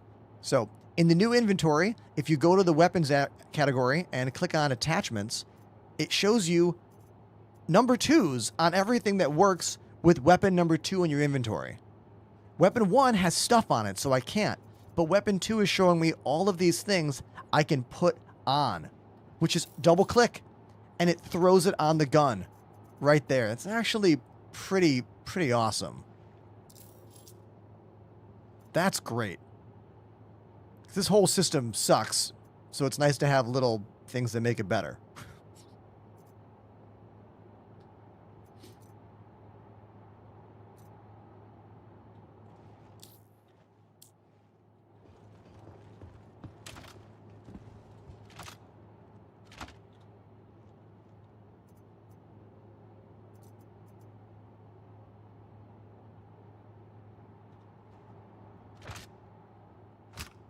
Now, out of curiosity, can I see the difference with these guns? I don't know if I'll be able to see the actual difference. So, like... Yeah, I've been having a lot of difficulty with dragging another weapon into a slot on me. It doesn't seem to like that. Maybe I have to use this one. Like, if I want this... If I click and drag... Yeah, how do I do that? And this is the thing. I can't tell if it's my moment or my server. I have a lot of baggage with double clicking in this game. I have a lot of experience where I double click something and I just drop what I'm holding.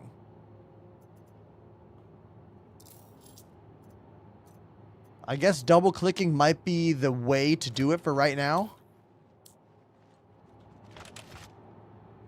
All right, so let's go over these details. So weapon 1, hold on. Yeah, weapon 1 is the upgraded weapon, and weapon 2 is the standard weapon. All right, so let's see if we can tell any difference between them.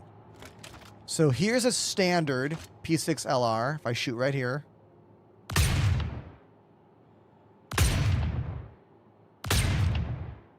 Here's the other one. Zoom in.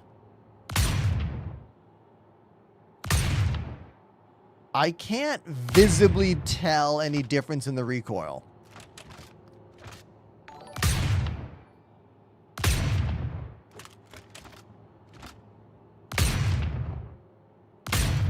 Yeah, visibly, I really can't tell. What about ADS speed?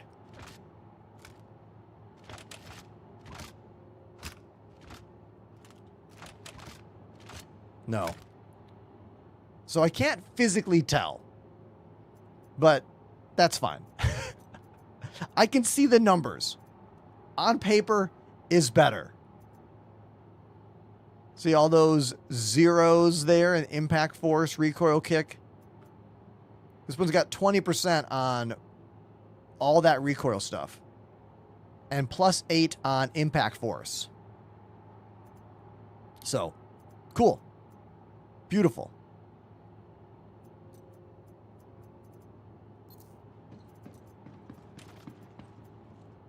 Looks like double clicking is the way to go right now with the new inventory system.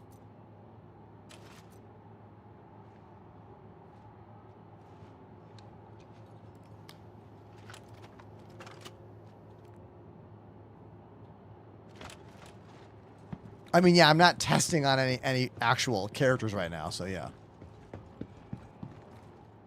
Aha! Let's go see this Hull B with the new paint job. Oh, I gotta drink some... My dude's thirsty. Let's drink this.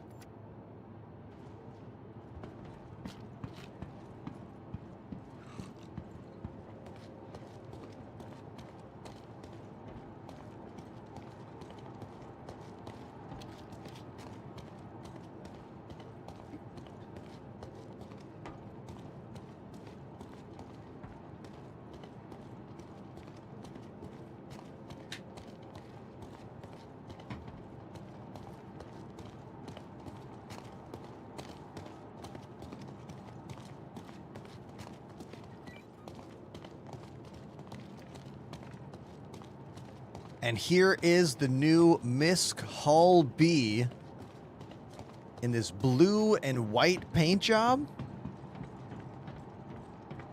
with the cargo racks currently closed.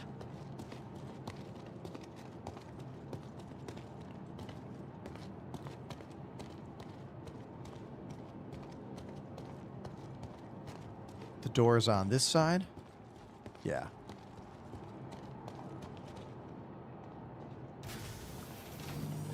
Can I get a cargo mission for here? Let's try. Hauling.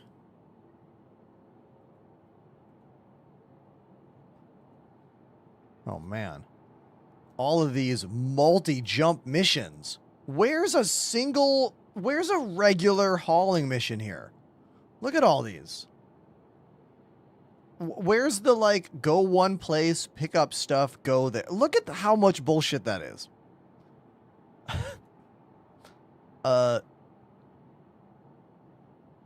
Pyro. Pyro. Pyro.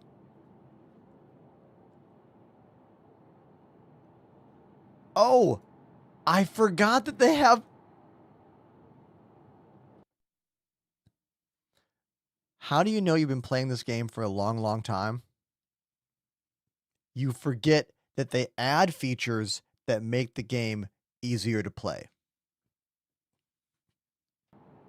Because I forgot that they added different categories here for hauling missions. I'm still just used to them all being in one humongous list. I'm like, man, why are they all going to Pyro? I'm in the interstellar category. Planetary. This is what I wanted. Yeah. That's what I want right there. One location, pick up all the stuff, go somewhere else. Cool. I want to make sure there's not a better paying mission. And then for Stellar, just looking at the price points on these missions.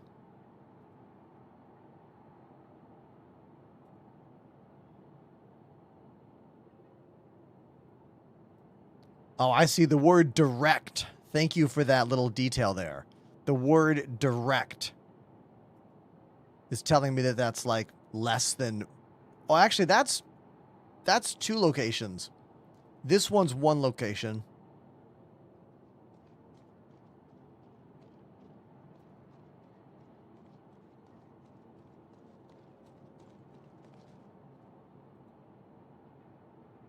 Right. Let's just go up to...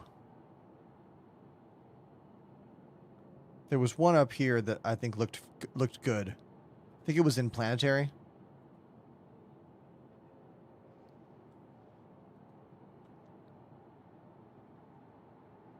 Is there a member rank, like single place? I want a member rank single location, but I'm not finding that. So maybe I'll do this one. Collect stims from here. Well, I'll just do that. Sure.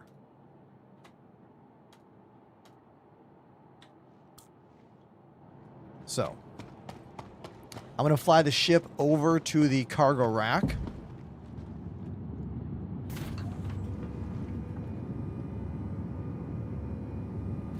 I want to try using the ship tractor beams.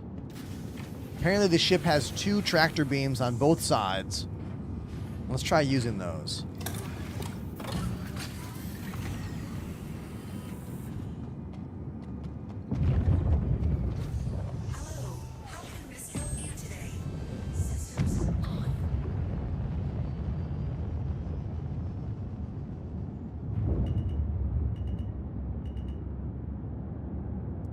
So I'm going to point the ship at the pad. Okay, we're going to point it right at the pad.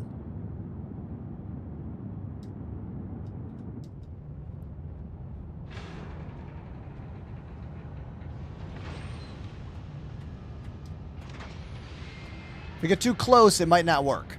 Because sometimes the pad gets mad if your ship is too close. So I'm going to put it behind that line. Right there.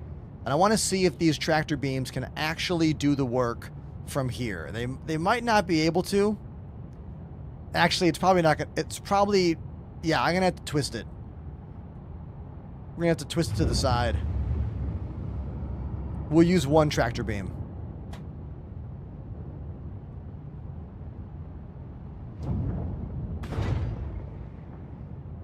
Yeah, let's try that. So if I wanted to get the tractor beam, it's got to be what? Turret button? No. Can I enter it from here somehow? Retract. Engage, power, engine. if there's 2 tractor beams, wouldn't logic dictate the pilot can do one and co-pilot can do the other? But there's 2 of them. Wait, does co-pilot have to swap between the 2?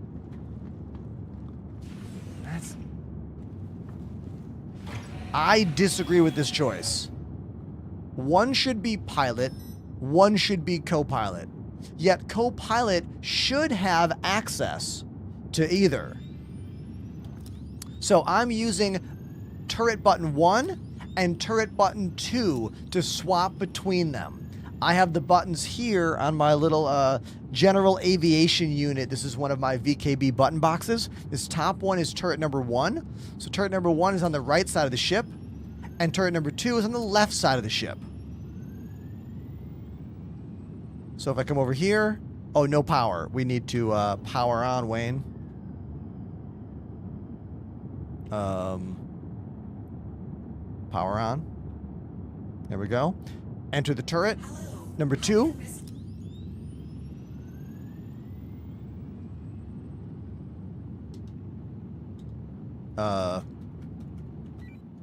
Left click isn't doing it. Okay. Could it be a different button? Was there a change to what button is used for these?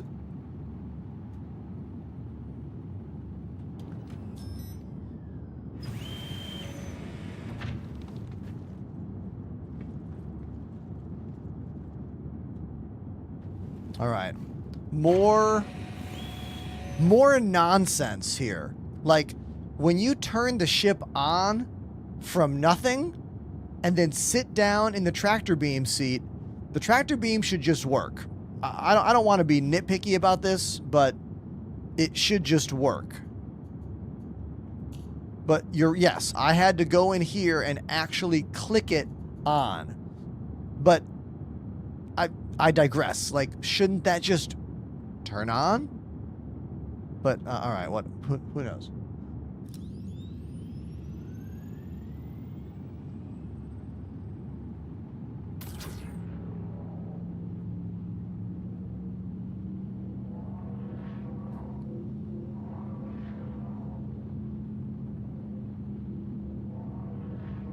There we go.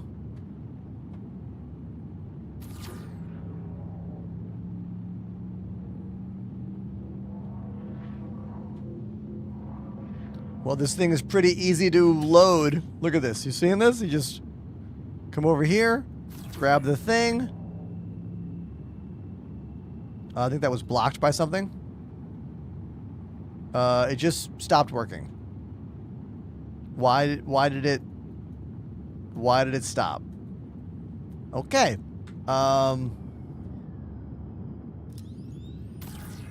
It just stopped working. I think it was when I got stuck behind that small box, because there was a small box there and a large box, and when I was stuck between those, it wouldn't grab.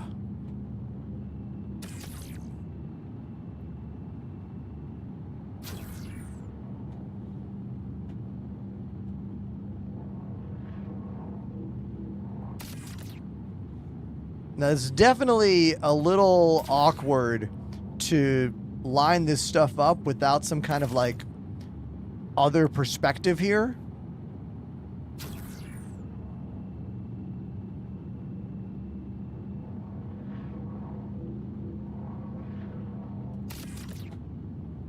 And yes, I know the mouse modes can be changed, but I feel like the amount of movement with those other tractor beam styles, or rather other gimbal styles, is making me have to slide the mouse around a lot.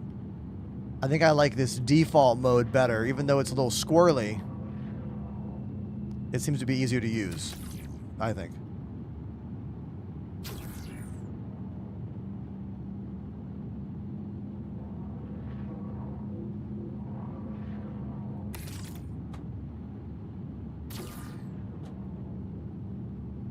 Either way, this is cool.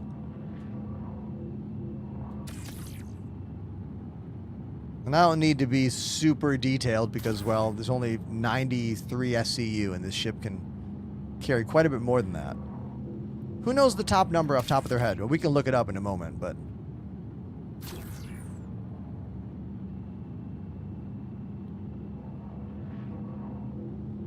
$512.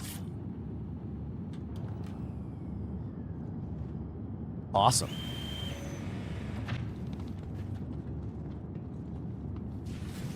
Can we all thank Go Swim for hitting the buttons on the elevator for us? That was sweet.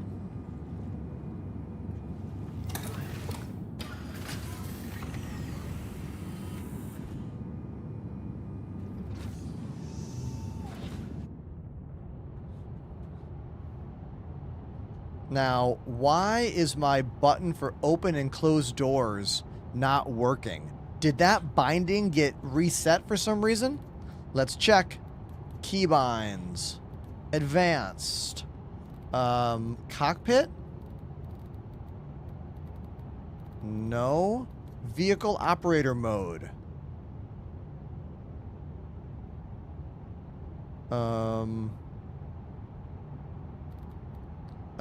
What category is open, is call to open? Oh, here it is. Request landing. It's still set to button 28. Button 28. Yeah, it's still set that way. Oh, it just super delayed. Okay, so it is working. It's just very delayed on my particular patch. Okay.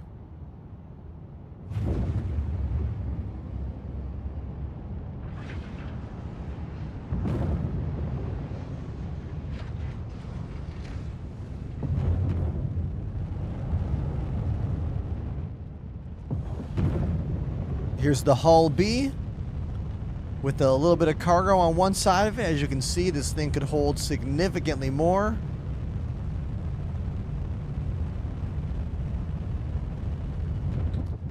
Another thing about these ships that doesn't matter yet, as I was talking earlier today about how we have all these different cargo ships, right? And why would you choose one over another? And it seems like right now only ships like this with external cargo are the ones you want to use, but we're not really thinking about taking off from planets yet. Like, how the hell did I just take off so easy? You're telling me that these little retro thrusters on the bottom of this thing were enough to pick this thing up in a gravity environment? Like, a ship like this would need a ramp. Like a Saturn V rocket style, like, ramp to take off, you know? And that stuff is not in the game yet. There's no physics, you know? I look forward to that stuff mattering because it will help us choose our ships and help make some ships better than other ships. Like, I think there will be a time in this game where a lot of us flock back to the Cuddy Black and ships that have large VTOL thrusters. You know? A ship like this should not be able to take off so easy from a planet. It should be borderline impossible to take off from a planet's surface. Especially one with normal gravity, Earth gravity. Don't you agree?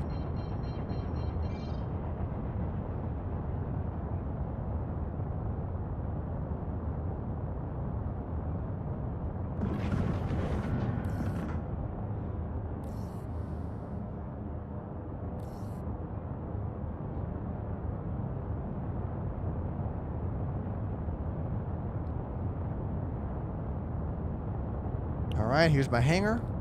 Let's make our way in. Maybe Go Swim can use that tractor beam to unload this time. I will run out, open the door, and let's let them move all the cargo.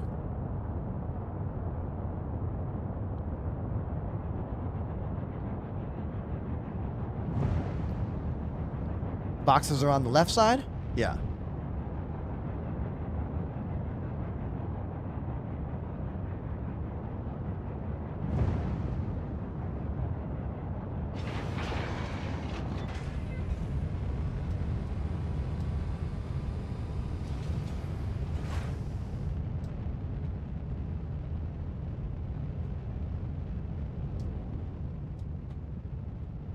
Oh, this thing is a tight squeeze in this medium pad. Whew.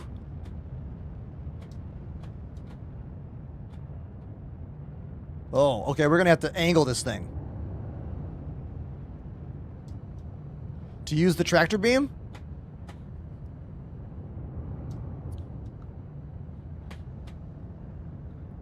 Gonna have to be that, I think. Perfect landing. Yeah. There we go. Look at that. Look at the tractor beam going to work. Yeah. Sick.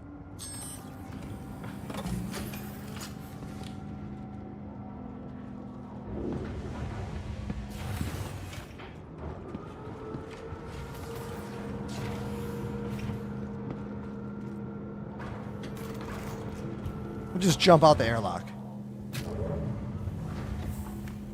Whee! Look at that! Had to land this thing kind of awkward, but it's working. See? Sick. That's the new Hull B.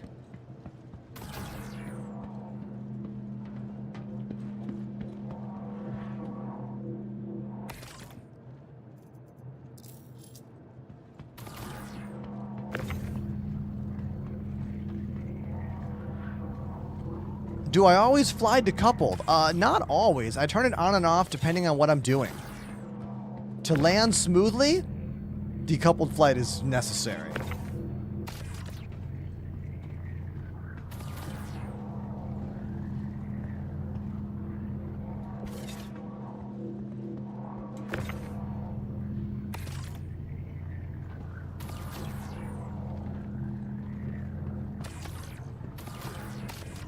Oh.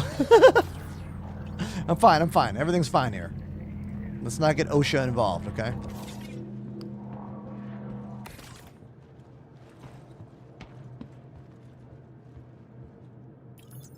JP Money says, seems like space travel is slow. Yeah, this is a simulation game, and space is big.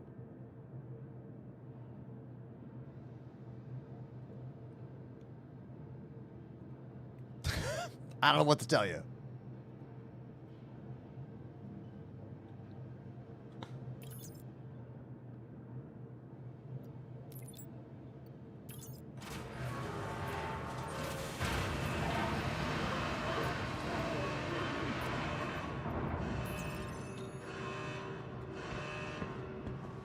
Nothing about Star Citizen is a fast game.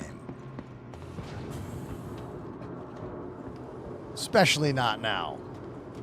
I'm sure in the future there will be some little things to help speed up gameplay, but that's not what's happening now, and nor is that really a priority, you know? You want a space game that's fast? Play a non-sim game like Starfield or No Man's Sky. Games like Elite Dangerous and Star Citizen are going to be slower when it comes to travel.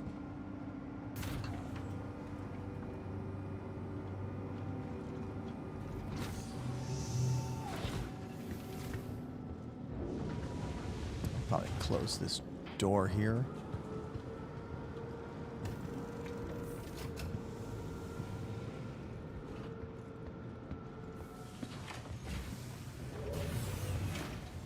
No, ships do have what we're considering light speed in this game, but again, space is really, really big, bro. Like, it's almost incalculable large for, like, our human brains. Like, look, astronauts are currently further from Earth than they've ever been in the history of space travel by going to the far side of the moon. You know?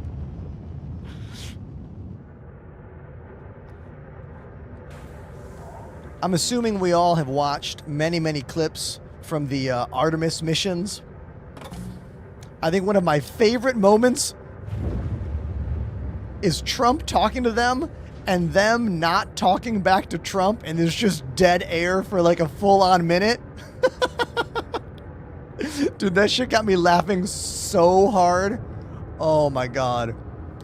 I can't even fly the ship right now because I'm still laughing about it.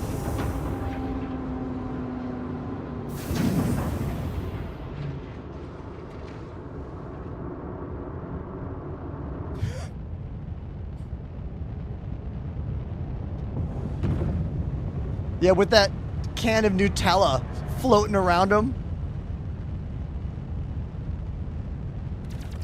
We got 2 little pew-pews for the pilot on this thing.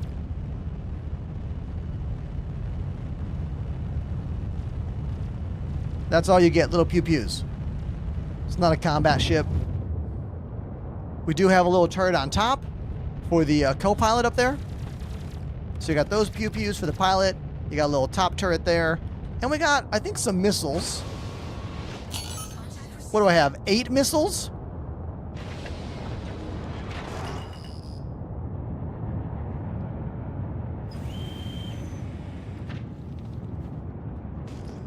NPCs down there. Interesting, there's some hostile NPCs and gladiators there, or Gladius.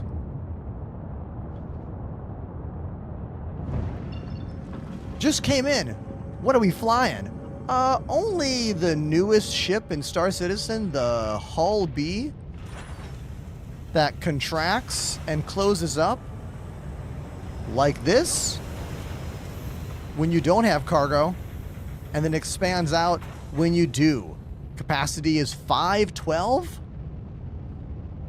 It's got dual tractor beams on the left side and on the right side, which is pretty slick. It's got a seat for the pilot, a seat for the co-pilot, and that's really about it.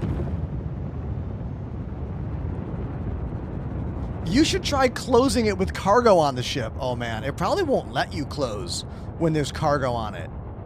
Or maybe it does. It's a good question. Perhaps we'll have to find out.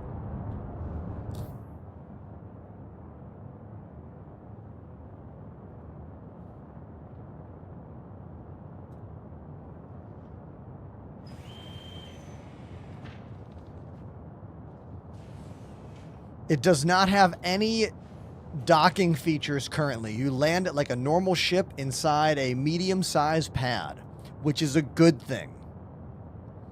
All the problems with the Hull C are because the game can't handle the reality of that ship.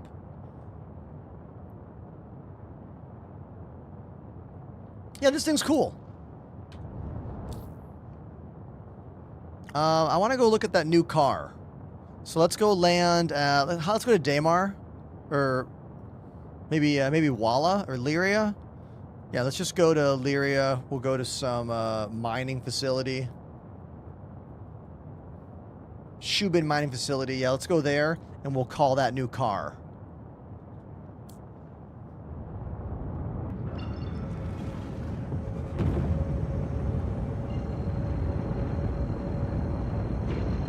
Took some damage to my back thruster somehow. I have no idea how. Whenever I boost forward now, the ship wants to steer to the right because the back right thruster is not firing as well as the back left thruster. Don't know what happened. There are no automated tractor beams in this ship. Someone has to control them all the time. So what you saw a moment ago was my friend Go Swim controlling the turrets. Or rather, the tractor beam turrets.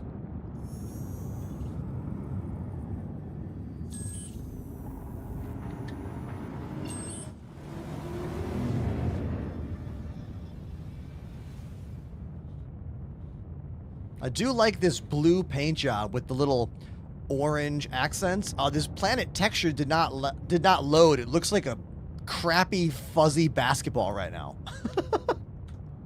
Right? What's up with that?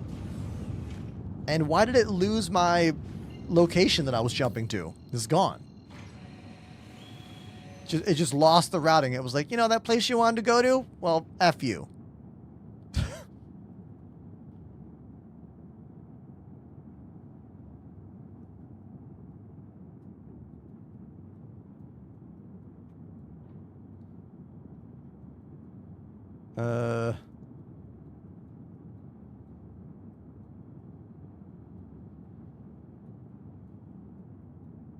There we go.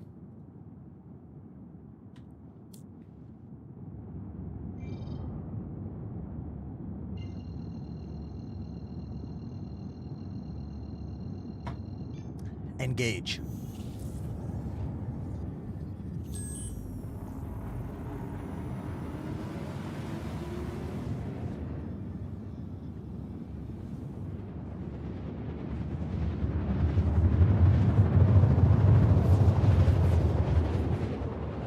Now the planet loaded in.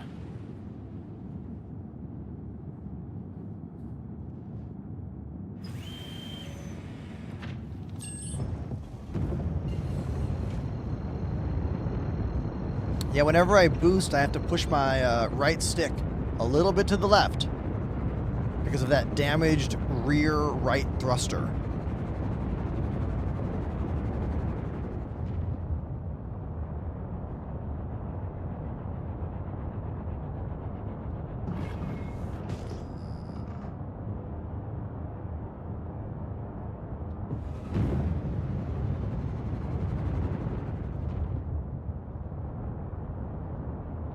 You do sit quite a bit closer to the glass than the freelancer ships, which is going to be really good if you have any kind of head tracking going on or in VR.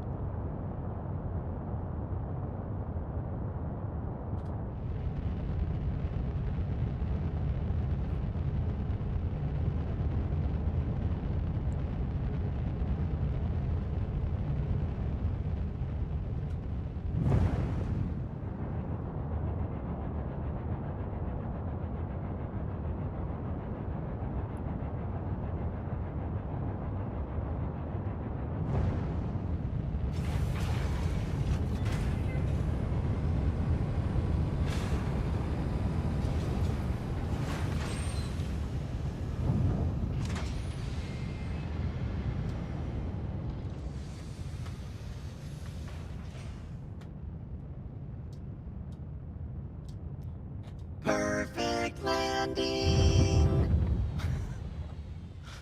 And you can close up the cargo grid while it's landed and it won't freak out. Watch. This is actually really impressive, honestly. I would expect the ship to be bouncing uncontrollably. It messed up my third-person camera. Third-person camera's going wild right now. But, like, the actual functionality of all that worked great. The camera mode did not enjoy it, but the ship is fine. Cool.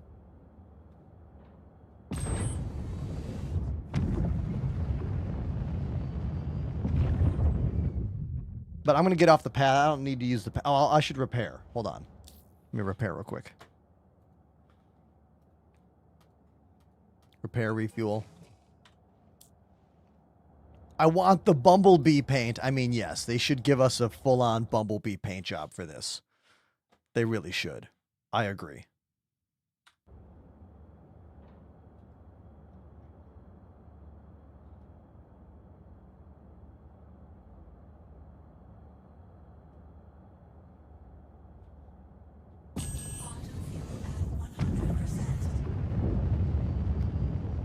I don't know what the...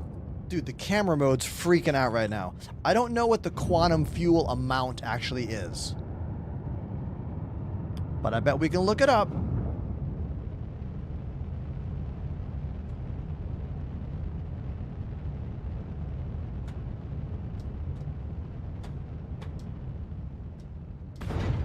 Perfect landing. That was sick. Now, what happens if I expand it with that rock behind me? Oh, it went over the rock.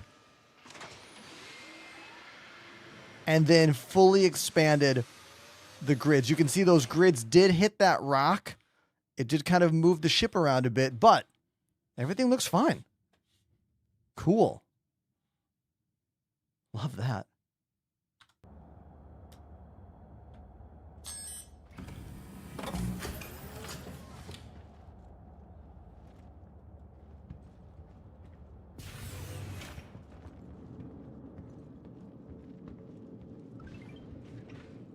Thank you for the follow.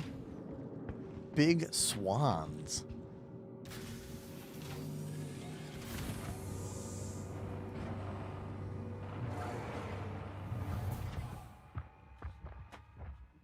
Oh, that must be the new pickup truck. I think I have one too. Everyone say hi to Willis. What's up, buddy?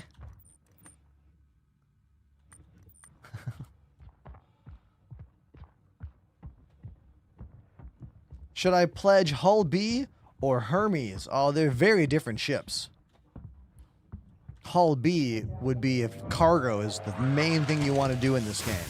And not necessarily dangerous cargo, like normal cargo trucking, you know? Welcome to the ASOC Right? Vehicle Retrieval System. Anyone disagree?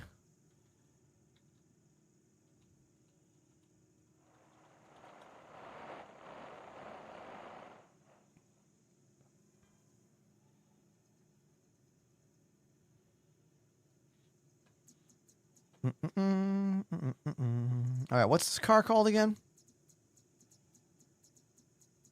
Gray Cat UTV.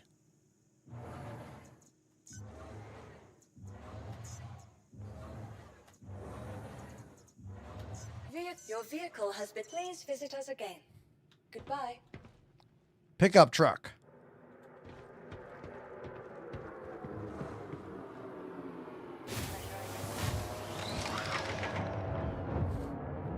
Can't wait for the gray market Hull M.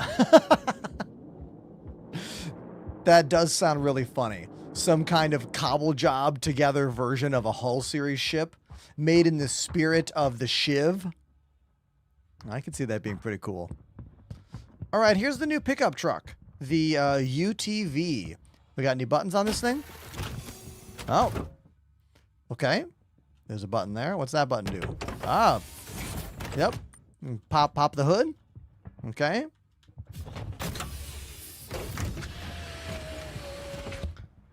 What do we have back here? Gun rack. Aha, yes. Very cool. Love that. What do we have over here? Oh, a little step. Whoa. Forgot about the gravity on this planet. Okay, battery. That step is hilarious. Right? Another rack there. What's this? Ah, personal storage. Nice.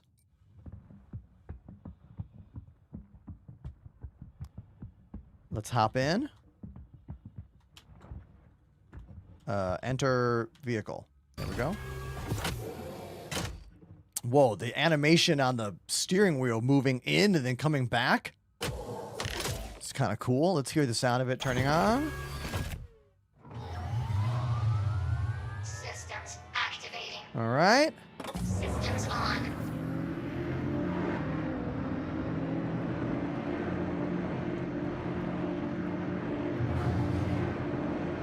All right. Yeah, it drives. It works. You can see my backpack clipping all the way through the seat. That looks hilarious. But here it is.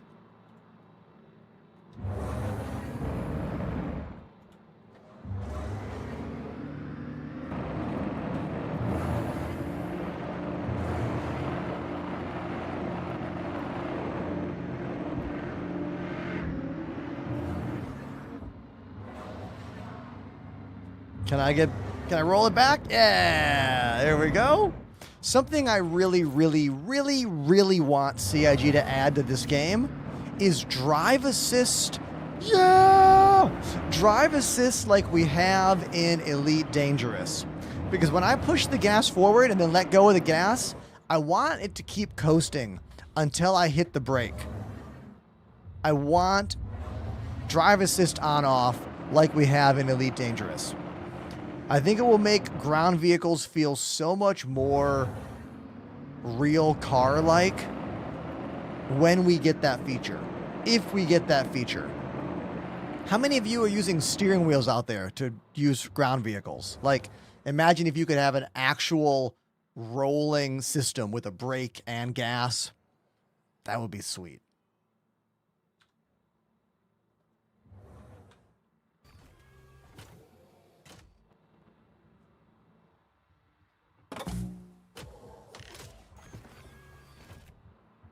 The UTV. All right. I need a quick little moment, so before I walk away, I'm going to play you another song from my favorite band right now called Co-Defendants. I'm going to play you that song called Lonely Life. I just think it's really catchy. This is Fat Mike from NoFX, his side project, new band. Be right back.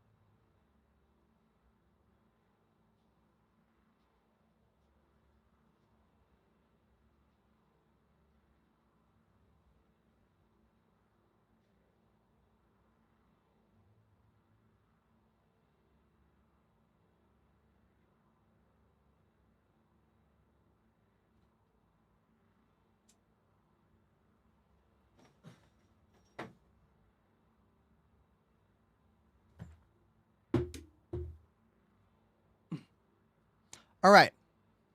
I'm back. That was Co-Defendants, Fat Mike from NoFX new side project band. I'm kind of really into their sound. Just reminds me a lot of the Transplants and what other bands? Rancid, even like some rap rock, like early Limp Bizkit stuff as well. I just think it's really well done. It's really good.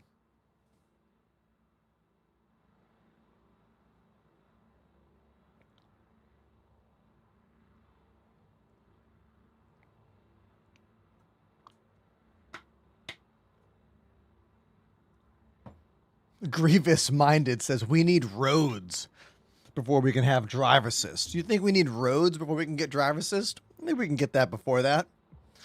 And once I had a fireball, showboating on top of the car. Okay. So that's the new ship, the Hull B. I don't know how much I really want to do a bunch of big space trucking right now. I kind of want to. I kind of want to call out that that Aurora Mark II and run around in that some more.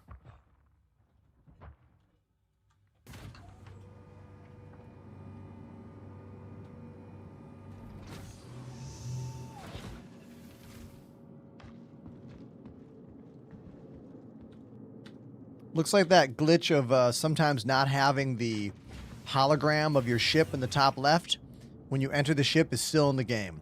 So if you get in your ship and you have no map in the top left, hit third-person camera and then go back, and it seems to fix it.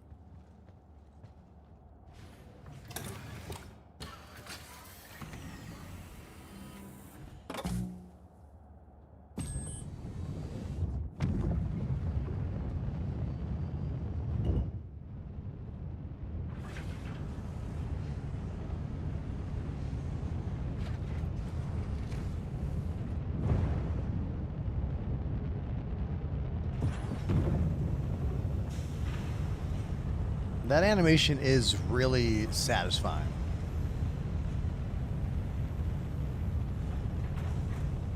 Right?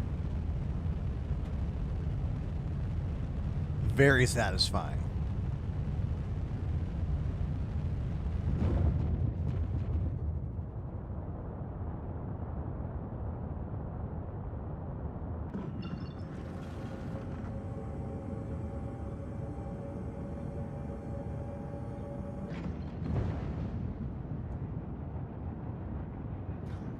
Studio tour has been redeemed. You know what? That's actually a great time for that because I made a video earlier today about my ceiling lights, and I was hoping that it would have gotten some comments by now, but it hasn't.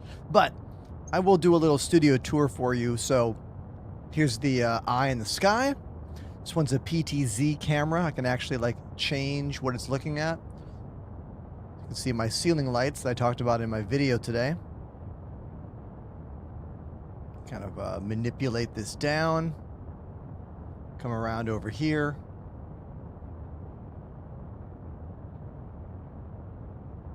All right, let's put that back. Here's a little view from the side. This is actually a hands-free. This is an iPhone camera.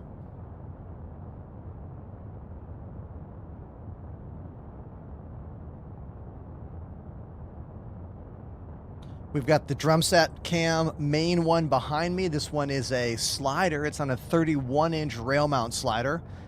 Just got a new slider about 2 months ago or less because the old one died after about 2 years of use. And I think the new slider is way better. Like, it is cinematic AF, you know? And of course, we have the top-down shot. You can see that slider at the top of it. These are all GoPro Hero 7 Black cameras on the sides and down below for the kick drums. I've got a little webcam over here on the keyboard, another Elgato webcam. That's the regular face cam, and then the Elgato Facecam Pro is over here. This is their highest quality 4K webcam. And of course, my main camera here. It's a Sony Alpha 6000. If I back the shot up a bit more for you, you can see this is the full frame, uncropped from this camera, sitting right above my monitor. I typically punch it in a bit like this. Jack 101K gifted a sub TO Dark Oh. Slayer 295. Yo, Jack, thank you for that gifted sub. That's really, really nice of you. Thank you. Sweet. Appreciate that. And yeah, any questions about the studio, let me know, because, you know, it's something I like talking about. It's definitely a passion of mine. You don't build something like this if you're not interested in this kind of stuff. Let's get back to ArtCorp.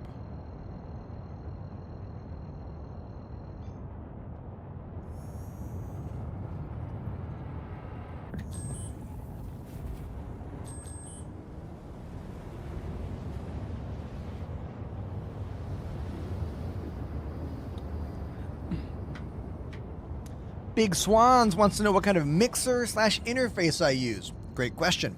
You can do exclamation mixer to get a link. I use the PreSonus Studio Live 32R rack mount mixer, which is definitely overkill for what I'm doing here. I bought it so I would have enough inputs for anything I ever end up doing in this room, including tracking way more instruments than are currently in here. But the reason I went with the PreSonus Studio Live is because it has a feature that very, very few mixers have. It allows you to create 4 independent audio mixes and then route them into a Windows PC with 1 USB cable. And natively, programs like OBS can see those 4 different inputs. A lot of multi-audio input interfaces, when you plug them into a Windows PC, all they see is a stereo input. They don't see instrument 1, instrument 2, instrument 3, etc. But this one can. 4 independent mixes.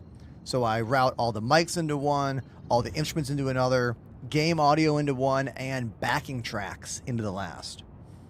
That way I can separate all my audio so I don't get copyright strikes. Like YouTube does not like any music being played. So this music right now, you don't hear this on YouTube. It's gone. And you also don't hear that in my clips or in my video on demand file, because I use the OBS VOD track to replace the audio track for all that stuff with a no background music track. You can do exclamation VOD track in my chat to get the link for that if you're curious about how to set it up for your own streams or your own purposes, whatever. Do you think this game will ever come to console? No. Nope. But I do think Squadron 42 could come to console. Squadron 42 could be a console game in the future. That's the solo player version of this game, which should be out, fingers crossed, by the end of the year. VOD track. Sorry, Jack.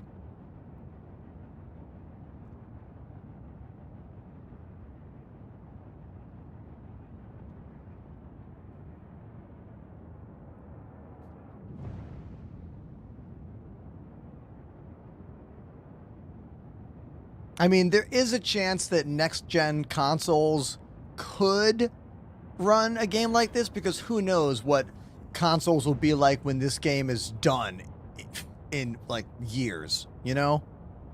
It just doesn't seem like a game made for things beyond keyboard and mouse. But then again, who knows? Maybe the next console, or the console when this game is out, will be just a PC, you know? I don't want to predict that stuff. Who knows?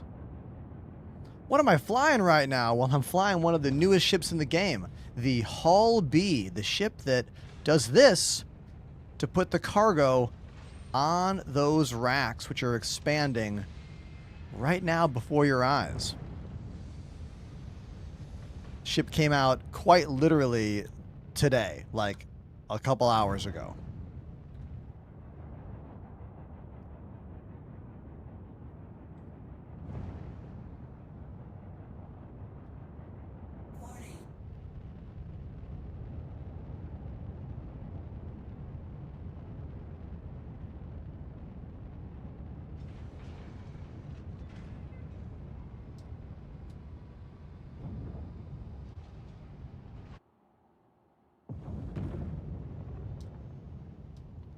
Pretty good retro thrusters on this thing. Perfect landing. Slows down really easy. Like, I didn't even need to go that slow. I could have gone significantly faster for that landing and still been fine. Love when the space brake is strong, you know? Makes it easy to fly.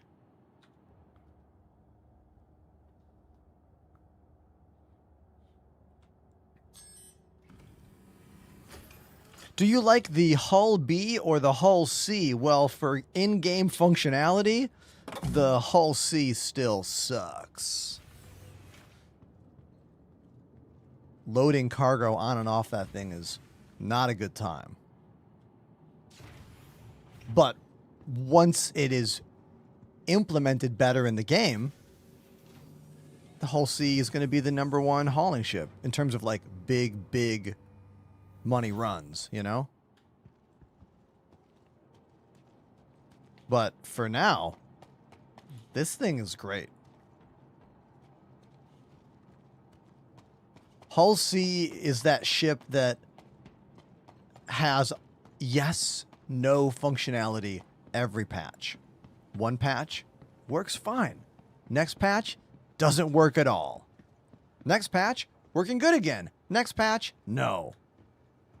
And they designed this thing to work with both normal landing cargo situations, but also docking pad ones. Now, granted, it doesn't yet have a docking pad connection, but it should. I mean, they will.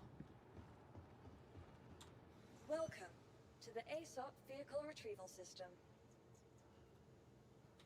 Etherfox says they've never had a problem with the Hull C. Really? You are lucky then. You are super lucky, dude. I just always have heard people complaining about it. All right. What am I doing here? Oh, yeah. Hull. Put it away. Put it away. Has been moved to our storage facility.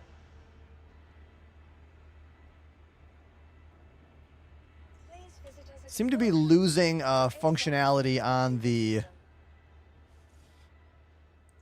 ASOP terminal pretty often these days. You will like click it to your insurance claim. use it, and then it will just like stop functioning, and then it'll work again, and then it stops. To the ASOP Yeah. Vehicle Retrieval System.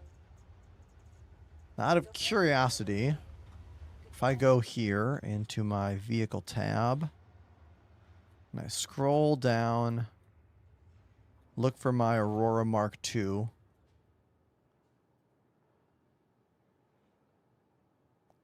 All right. We have the cargo module available. Okay. Welcome to the ASOP Vehicle Retrieval System.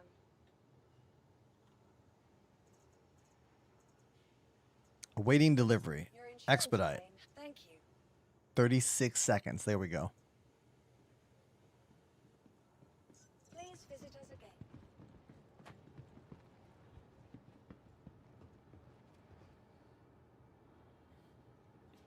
I know you get this a lot, but what do you think about Starfield? I've only played Starfield in version 1 capacity. I played it the first couple days it was out, and like most of you who loved playing Elite Dangerous and currently love playing Star Citizen, we were kind of let down by it. I have not played any of the new updates, so if the new updates have added anything good, I don't know about it. My experience with Starfield was like, oh, okay, this is single player FPS sci-fi adventure game, which is not how I would describe this game or Elite Dangerous. It's how you could describe parts of these games, you know? Welcome to the ASOP. How'd I do in that description? System.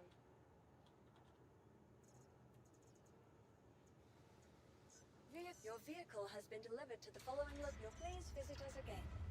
Goodbye.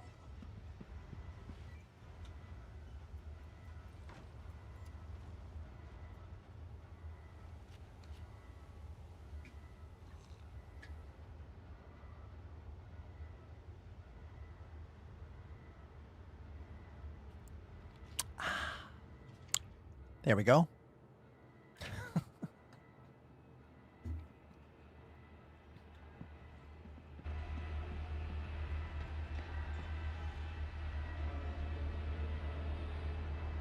No one gets quantum travel errors the way Ender does. I know. Why do I get so many errors? So many. Oh, if you don't have a PC, go play Starfield. Yeah, this game is for like the most diehard PC gaming people. Like, this game is only for people like that. You know?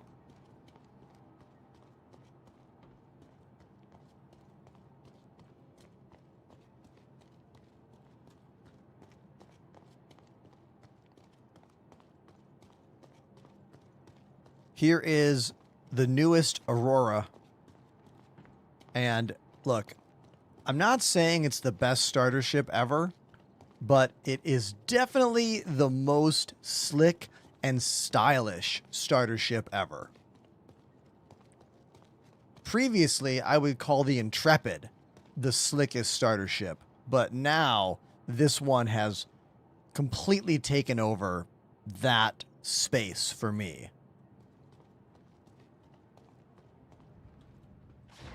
Everything about this being your first ship in the game sets you up for a different kind of experience. Like, still calling this thing an Aurora almost feels wrong. You know?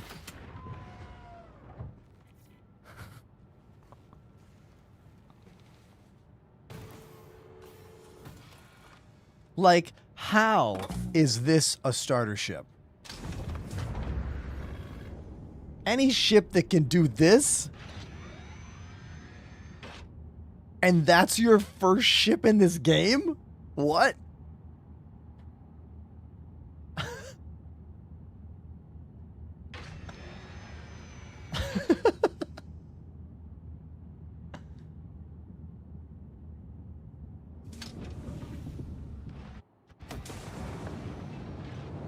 Oh! I can't believe I made it through. I thought for sure we were going to clip those wings, but we didn't. Oh, it was sick.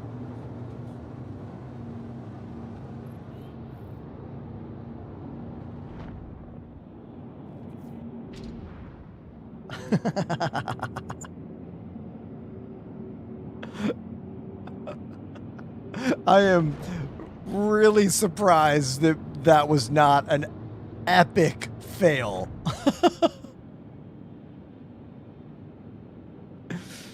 This is not Earth, Giddy. There is no Earth yet available in Star Citizen. There is a plan for Earth to be a planet you can go to, but currently the Sol system is not in the game.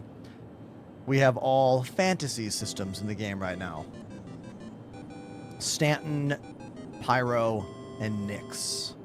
Debeat Master activated the Prime sub. Debeat Master, thank you for the 7-month resub. Appreciate you. Hodaz Gaming says, do you have a video of how you've set up your buttons? I don't have a super detailed, in-depth video about my particular bindings, but I do have a video that goes over kind of a general overview. Exclamation desk in the Twitch chat will give you a link to that video. And then if you do exclamation bindings, that'll take you to my Discord channel where I do have a map for you to look at what I've chosen. But yeah. So at least it's something, but it's not like, here's the guide for all the stuff, you know? And you want to know one of the main reasons why I've never done that video is because it'll just become obsolete in a few patches. Every couple patches, they add a bunch of stuff and change a bunch of stuff, and it like invalidates videos, you know?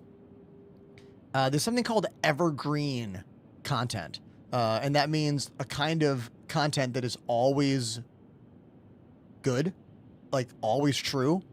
And that's the kind of stuff that I'm trying to make more of. But when you play an early access alpha game, the nature of it is like, you know, not everything is going to be like that. Plenty of stuff is going to be changed completely, and now that video is not worthwhile anymore.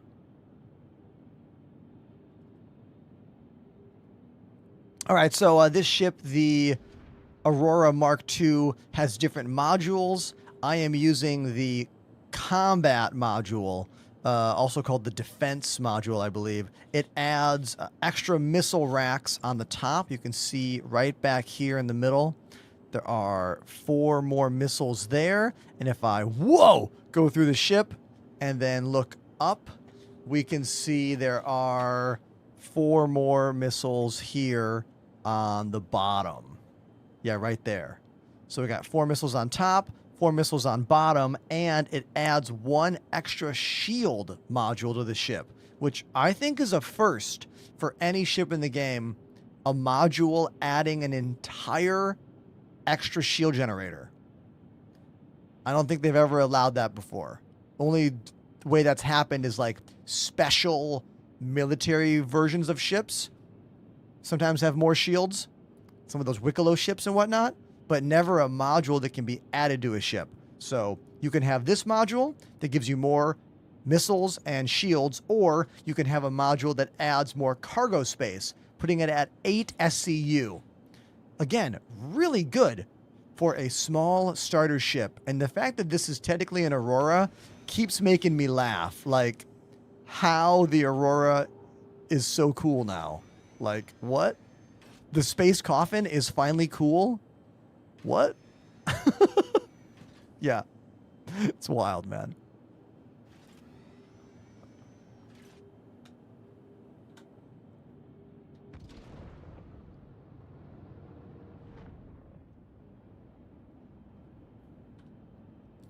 Let's do a little pew-pew mission in this thing.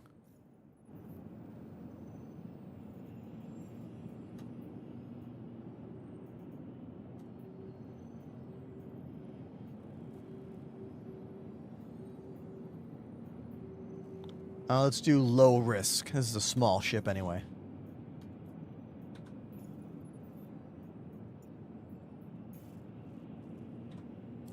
Man, I love it when that routing works.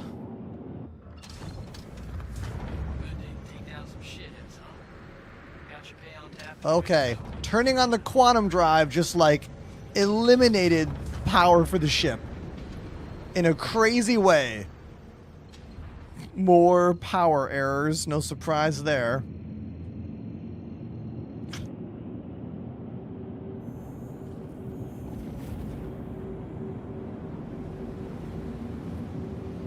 If you just got here, my name's Ender. How you doing?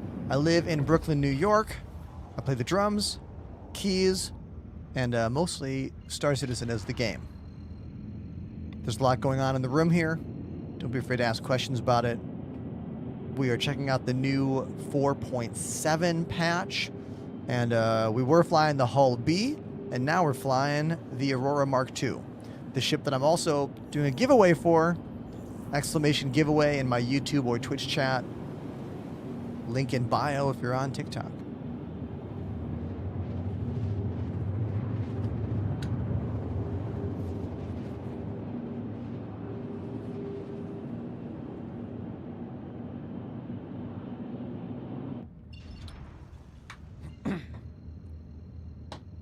Man, you make a few videos about how you're going to play other games, and everyone thinks you've quit one game and only are playing the other. You have to understand the burnout level that someone experiences when you play an unfinished game for 5 to 6 years.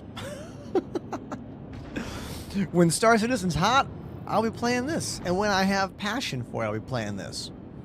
And when the game is sucking or I am not finding the passion for it, I'm going to play something else. And maybe that something else will be WoW. I still don't know. You know?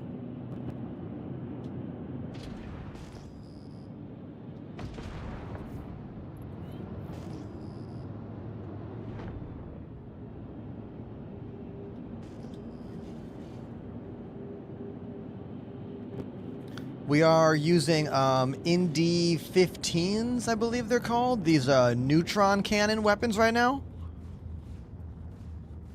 Unclear if 4 of these is really the best combination of weapons to be using, but it's what I've got. Maybe we'll go buy new attritions.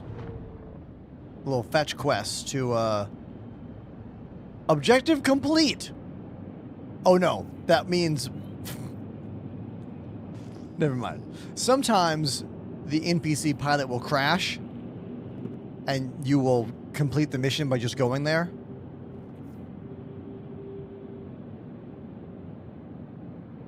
There's a difference. What's your name? Lukey? What's the 7 in your name?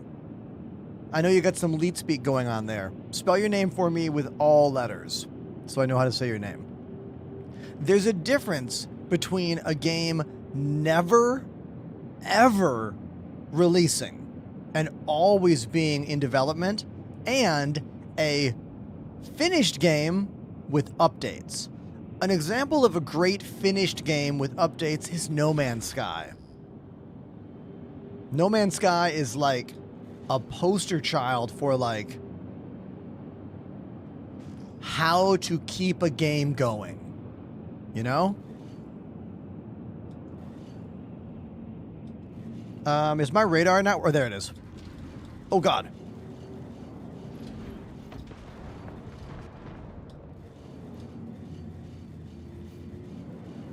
I don't like how quiet these guns are, though. They're so whisper quiet.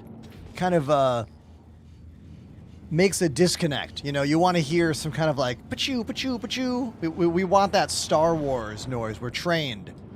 We're trained to hear it. And when we don't, it's like, wait a minute, is everything working all right? Is this okay?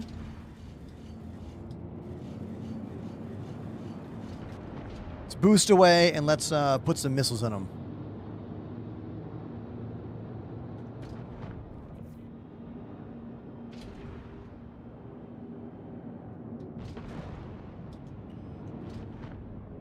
Missile away.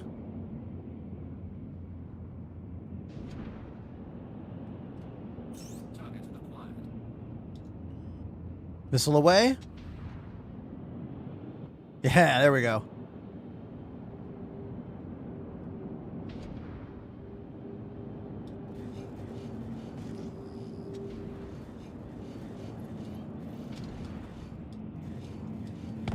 There we go.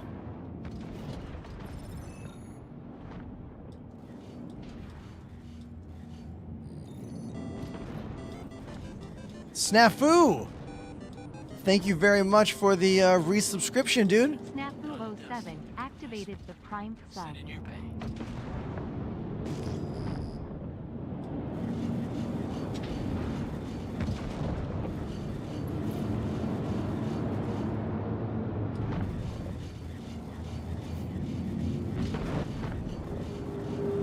There we go.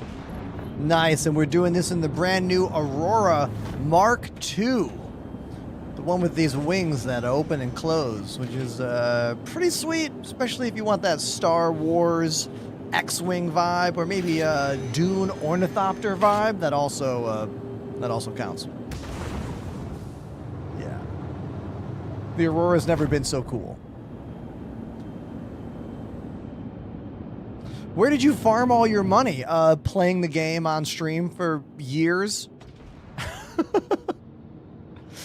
Look, it's not hard to make a lot of money when you play the game like 5 days a week. And every now and then people send me money. I don't ask for it. It just happens.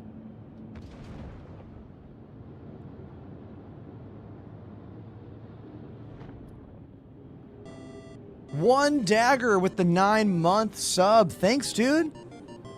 Thank you. One Dagger 1 activated the Prime sub. Appreciate you. Thank you so much.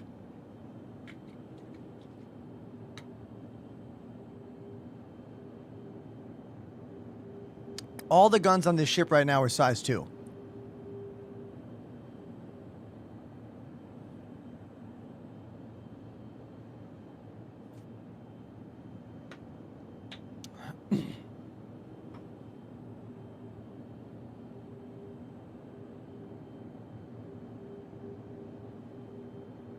Ender opinion has been redeemed. Okay, what do you want to know about? You got to ask me a question about something. And I will try my best to answer it for you.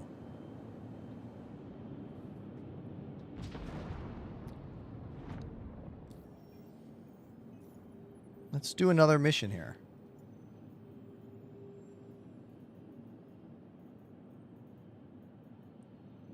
Let's do a bunker mission. Why not?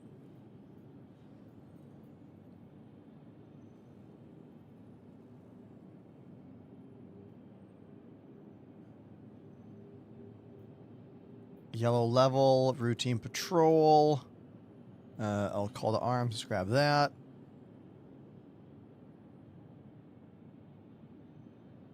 Aurora Mark II, yes or no? Yes. I think the ship is really cool. It's making the Aurora awesome. Like, we were talking the other day about the beloved Aurora, and I was like, is the Aurora beloved? I don't think it is. Now, the Sidewinder in Elite Dangerous, that's a beloved ship. But you're forced to fly the Sidewinder in Elite Dangerous. So you are forced to love that ship because of the hours and hours and hours you have to spend in it. But because in this game, you don't have to use the same starter ship, we don't really have that connection, you know? But when I look at this thing and I fly this thing, I could see how a new player could really fall in love with this ship and really enjoy it and really like it for what it brings to the game and how it feels to fly and use. You know? I could see this one becoming actually truly beloved. Unlike the OG Aurora, which, I mean, some people like it, I guess. It's nostalgic. But, again, I don't think anyone loves it. But they would be different if we were forced into that ship. Like, here's a controversial question, and I'm going to ask everyone here. We got like 130 of you, so I encourage those of you who play this game often to answer the question. Do you think the overall experience playing Star Citizen for everyone would be better if we were forced into the same starting spaceship in the beginning of the game? I'm not saying for years. I don't know, maybe 30 hours of gameplay or whatever. Do you think it would be better if we were all forced into one ship? Getting a lot of no's so far. Dark Side says yes.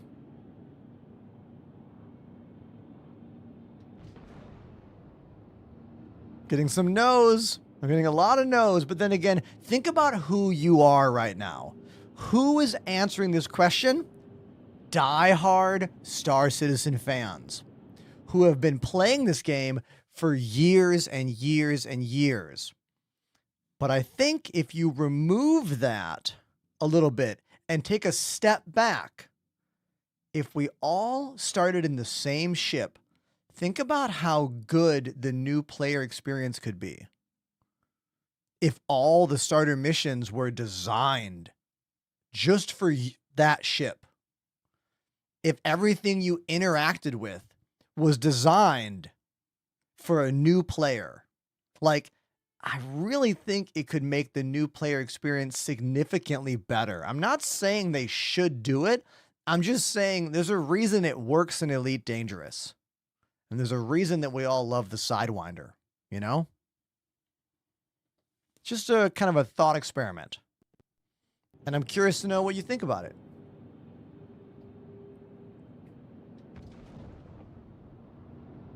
I've never considered this, and I've never asked this question.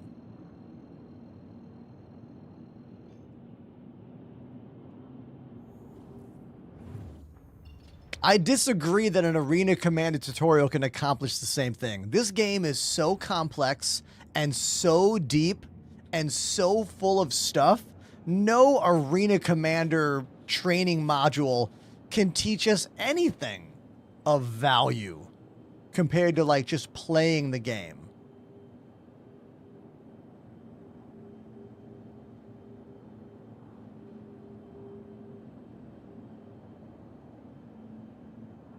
Darkside talking about the Elite Dangerous starter zone. Yeah, that's another good thing that Elite does.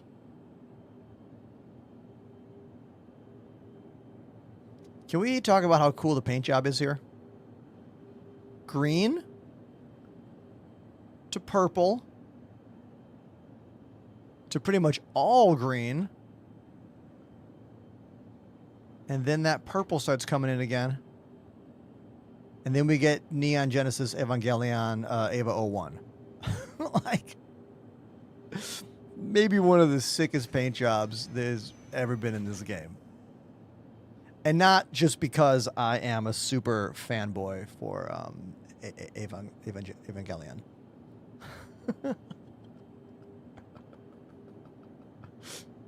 But no, like this conversation about starter ships versus no starter ships, I think is an interesting one that will become more and more important as we get closer and closer to a version 1.0 of this game.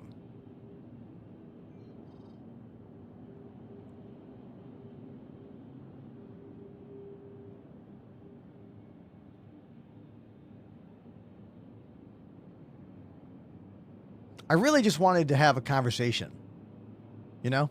Like, that was the point of this. I wanted to see all of you talking to me, because sometimes when I look at the chat and I see over 100 people and there's not much of an overall dialogue, I'm like, man, am I doing a shit job? I need to give you a question to talk about. You know? So thank you for engaging in my thought experiment, everybody. I appreciate it. Let's try this moderate risk. Let's try this. Can I handle a moderate risk in the new Aurora? Let's find out. The tutorial currently in the game is on again, off again. One patch, it works great. Next patch, doesn't work at all.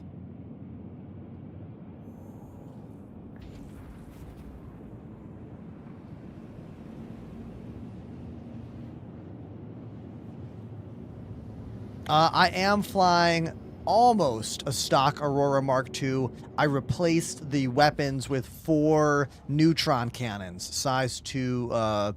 What are they called? In 14s.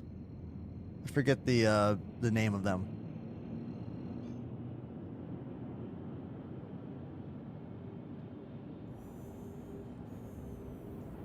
Promess. A compliment will get you everywhere. I am feeling really good about this patch. Yesterday we did the entire Rock Breaker mission, and it went incredibly well. Like, everything worked. And I was really impressed at the fidelity of all of it, at the smoothness of all of it. Blown away, actually, for a week 1 new patch, big mission.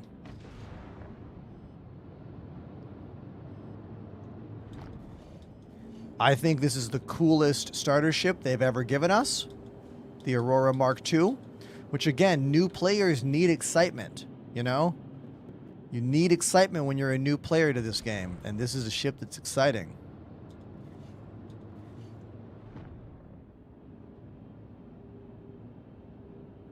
Oh, the economy in the game is still all screwed up. They should have wiped all of our money. I'm going to go on record right now and say that patch 4.7 should have been a full wipe on all the money you have. All gone. Get rid of it. Make us start over. It's the only way to fix the economy in this game. Well, at least it's the beginning of fixing the economy, I suppose.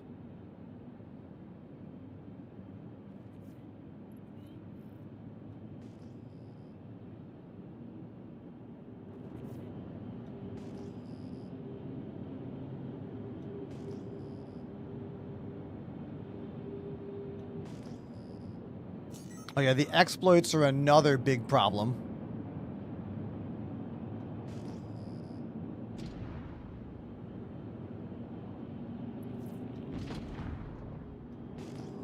This is not our main target. We need someone named Kessie. Kessie Hotshot Berardi. If you were a billionaire last patch, you are still a billionaire now.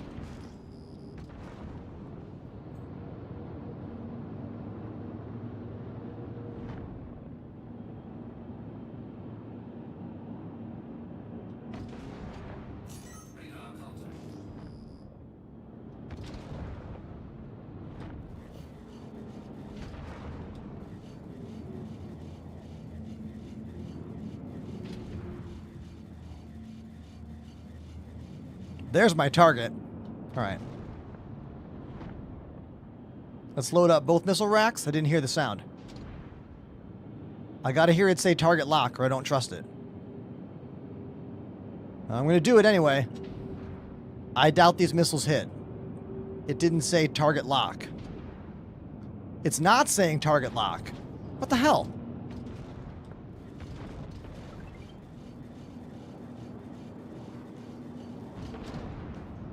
Let's boost away. Try again.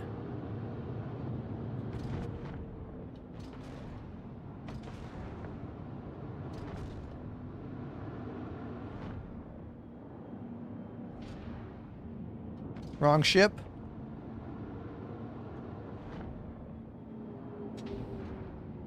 Whoa. Where'd they go? Are they dead? There they are.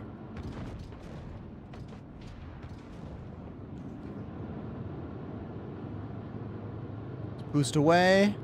Turn. I'm gonna untarget, then retarget. In my experience, if I don't hear target lock, the missiles won't hit. Yeah, they're not, it's not doing it. Ugh. Let's try again. At this point, I'm just trying to lock missiles. I just want to know that it works, you know? Oh, I've been doing all the things. Untarget, retarget. Untarget, ping, retarget. These missiles aren't going to hit. They're going to just zoom right by. Ugh. So annoying. This is pointing to another important issue to talk about, is that missiles are still incredibly inconsistent in this game. And when you're dealing with a small ship like the Aurora Mark II, using the combat module, it gives you more missiles. So that is a primary way for you to be more effective in combat. But if the missiles won't work and won't lock, then what's the point? You know? This is not a new issue. This is a long-standing issue with missiles in this game in general.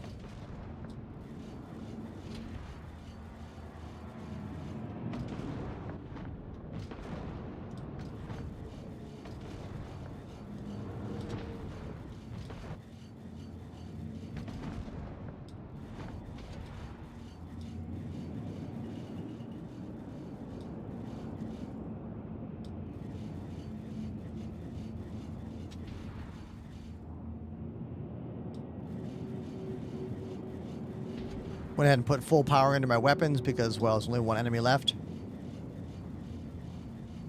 Some of the buddies who showed up here, Jack 101 is here. I think there's someone in a hammerhead also here.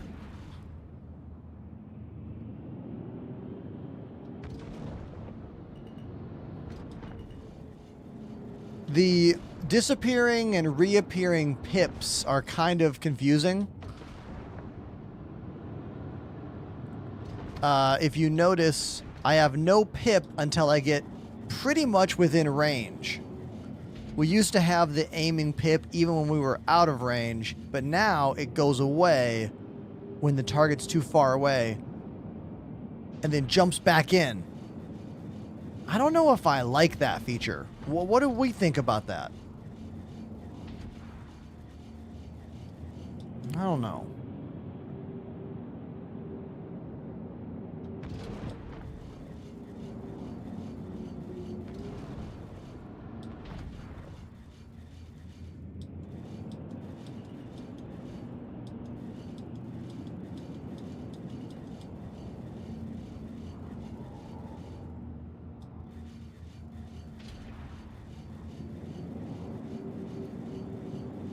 We're slowly but surely chipping away. I wish those missiles would lock. That would have really helped us with this fight. The only way to punch above your ship's weight class is to use missiles. And if missiles don't work, then you're much more limited to the kinds of engagements you're going to go into. You know?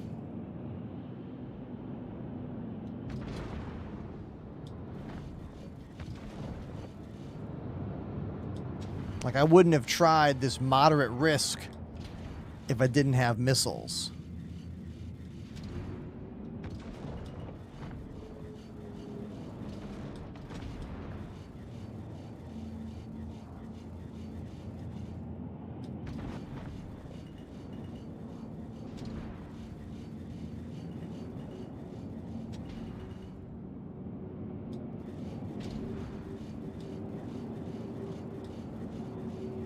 There we go.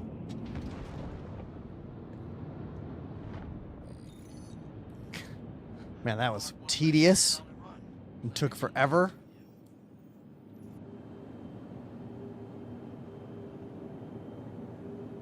This is what I was talking about the default zoom. This is the default zoom out ratio without using the arrow keys. Mouse wheel. Out. This is not very far out at all. Like if you're watching on TikTok, the wings are cut off on the screen. I have to hold F4 and do the arrow key like that to get it where I would normally like to have the zoom. I don't think anyone else gives a shit about this. I think this is only a me issue, right? No one else cares, right? It's just me. Definitely just me. It's this ship. The zoom ratio for the hull B is a lot further back than I would expect. So something in the code must have changed for those two ships.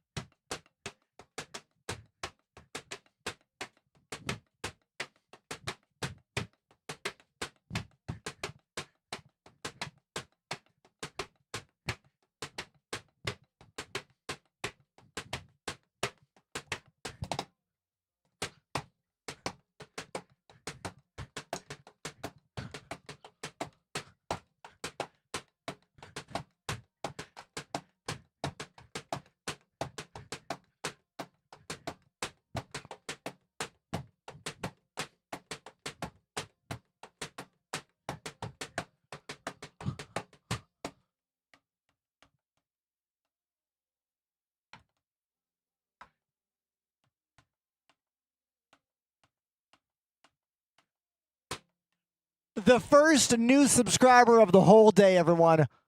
Flo Rowe. First tier 1 today. Thank you. Thank you.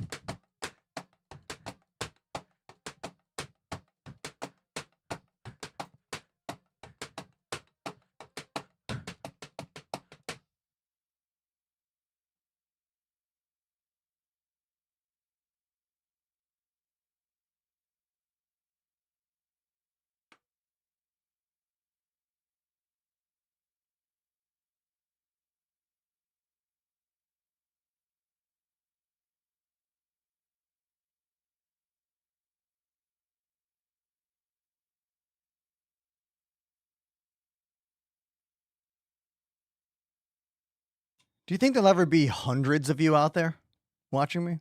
Do you think that'll ever happen for us? I sure hope it does. I'm really happy for everyone who's here today. Thank you. Many of you have been watching me for years at this point, and it's really wonderful.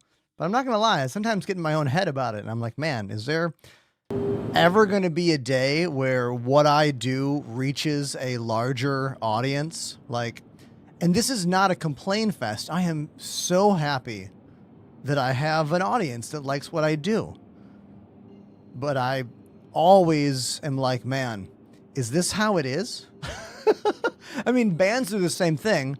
They're like, is my band ever going to play a headline sold out show at Madison Square Garden? But that's like stratospheric, you know. I'm talking about much smaller things than that. Here's a question.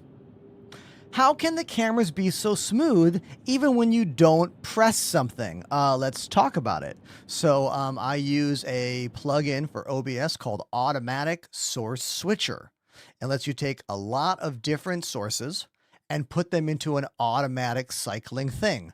So what I did is I put all the cameras that I have on the drums in one scene that has one automatic source switcher in it. And there's 13 seconds per scene.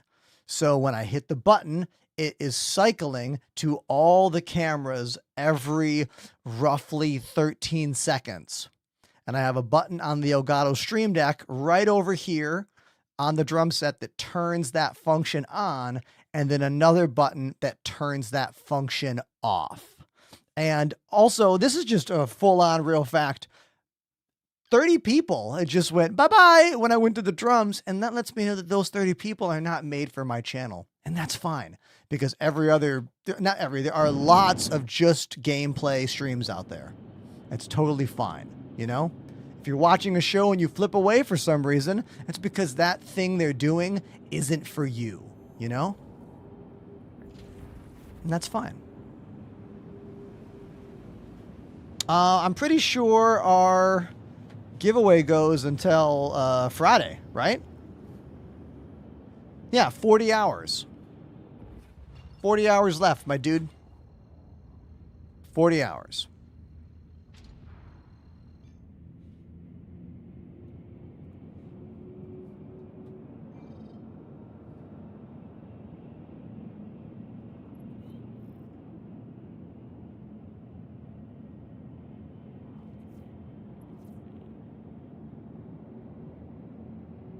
All right.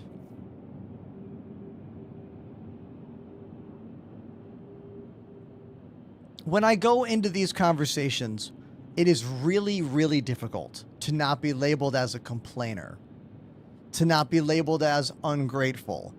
But you can be a popular sandwich shop in your hometown and have aspirations to be more than that. You know what I mean? You know how many streamers, like every stat I read about Twitch streamers is not necessarily true.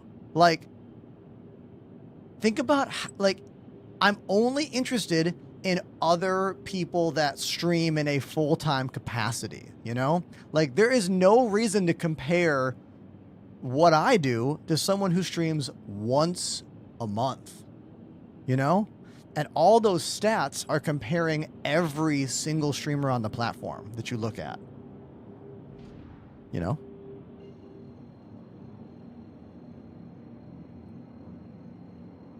Audiences don't like these conversations, by the way. People are leaving in droves. I can see it.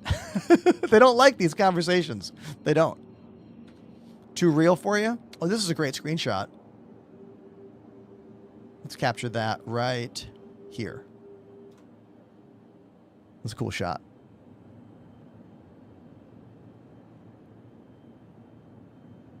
Yeah.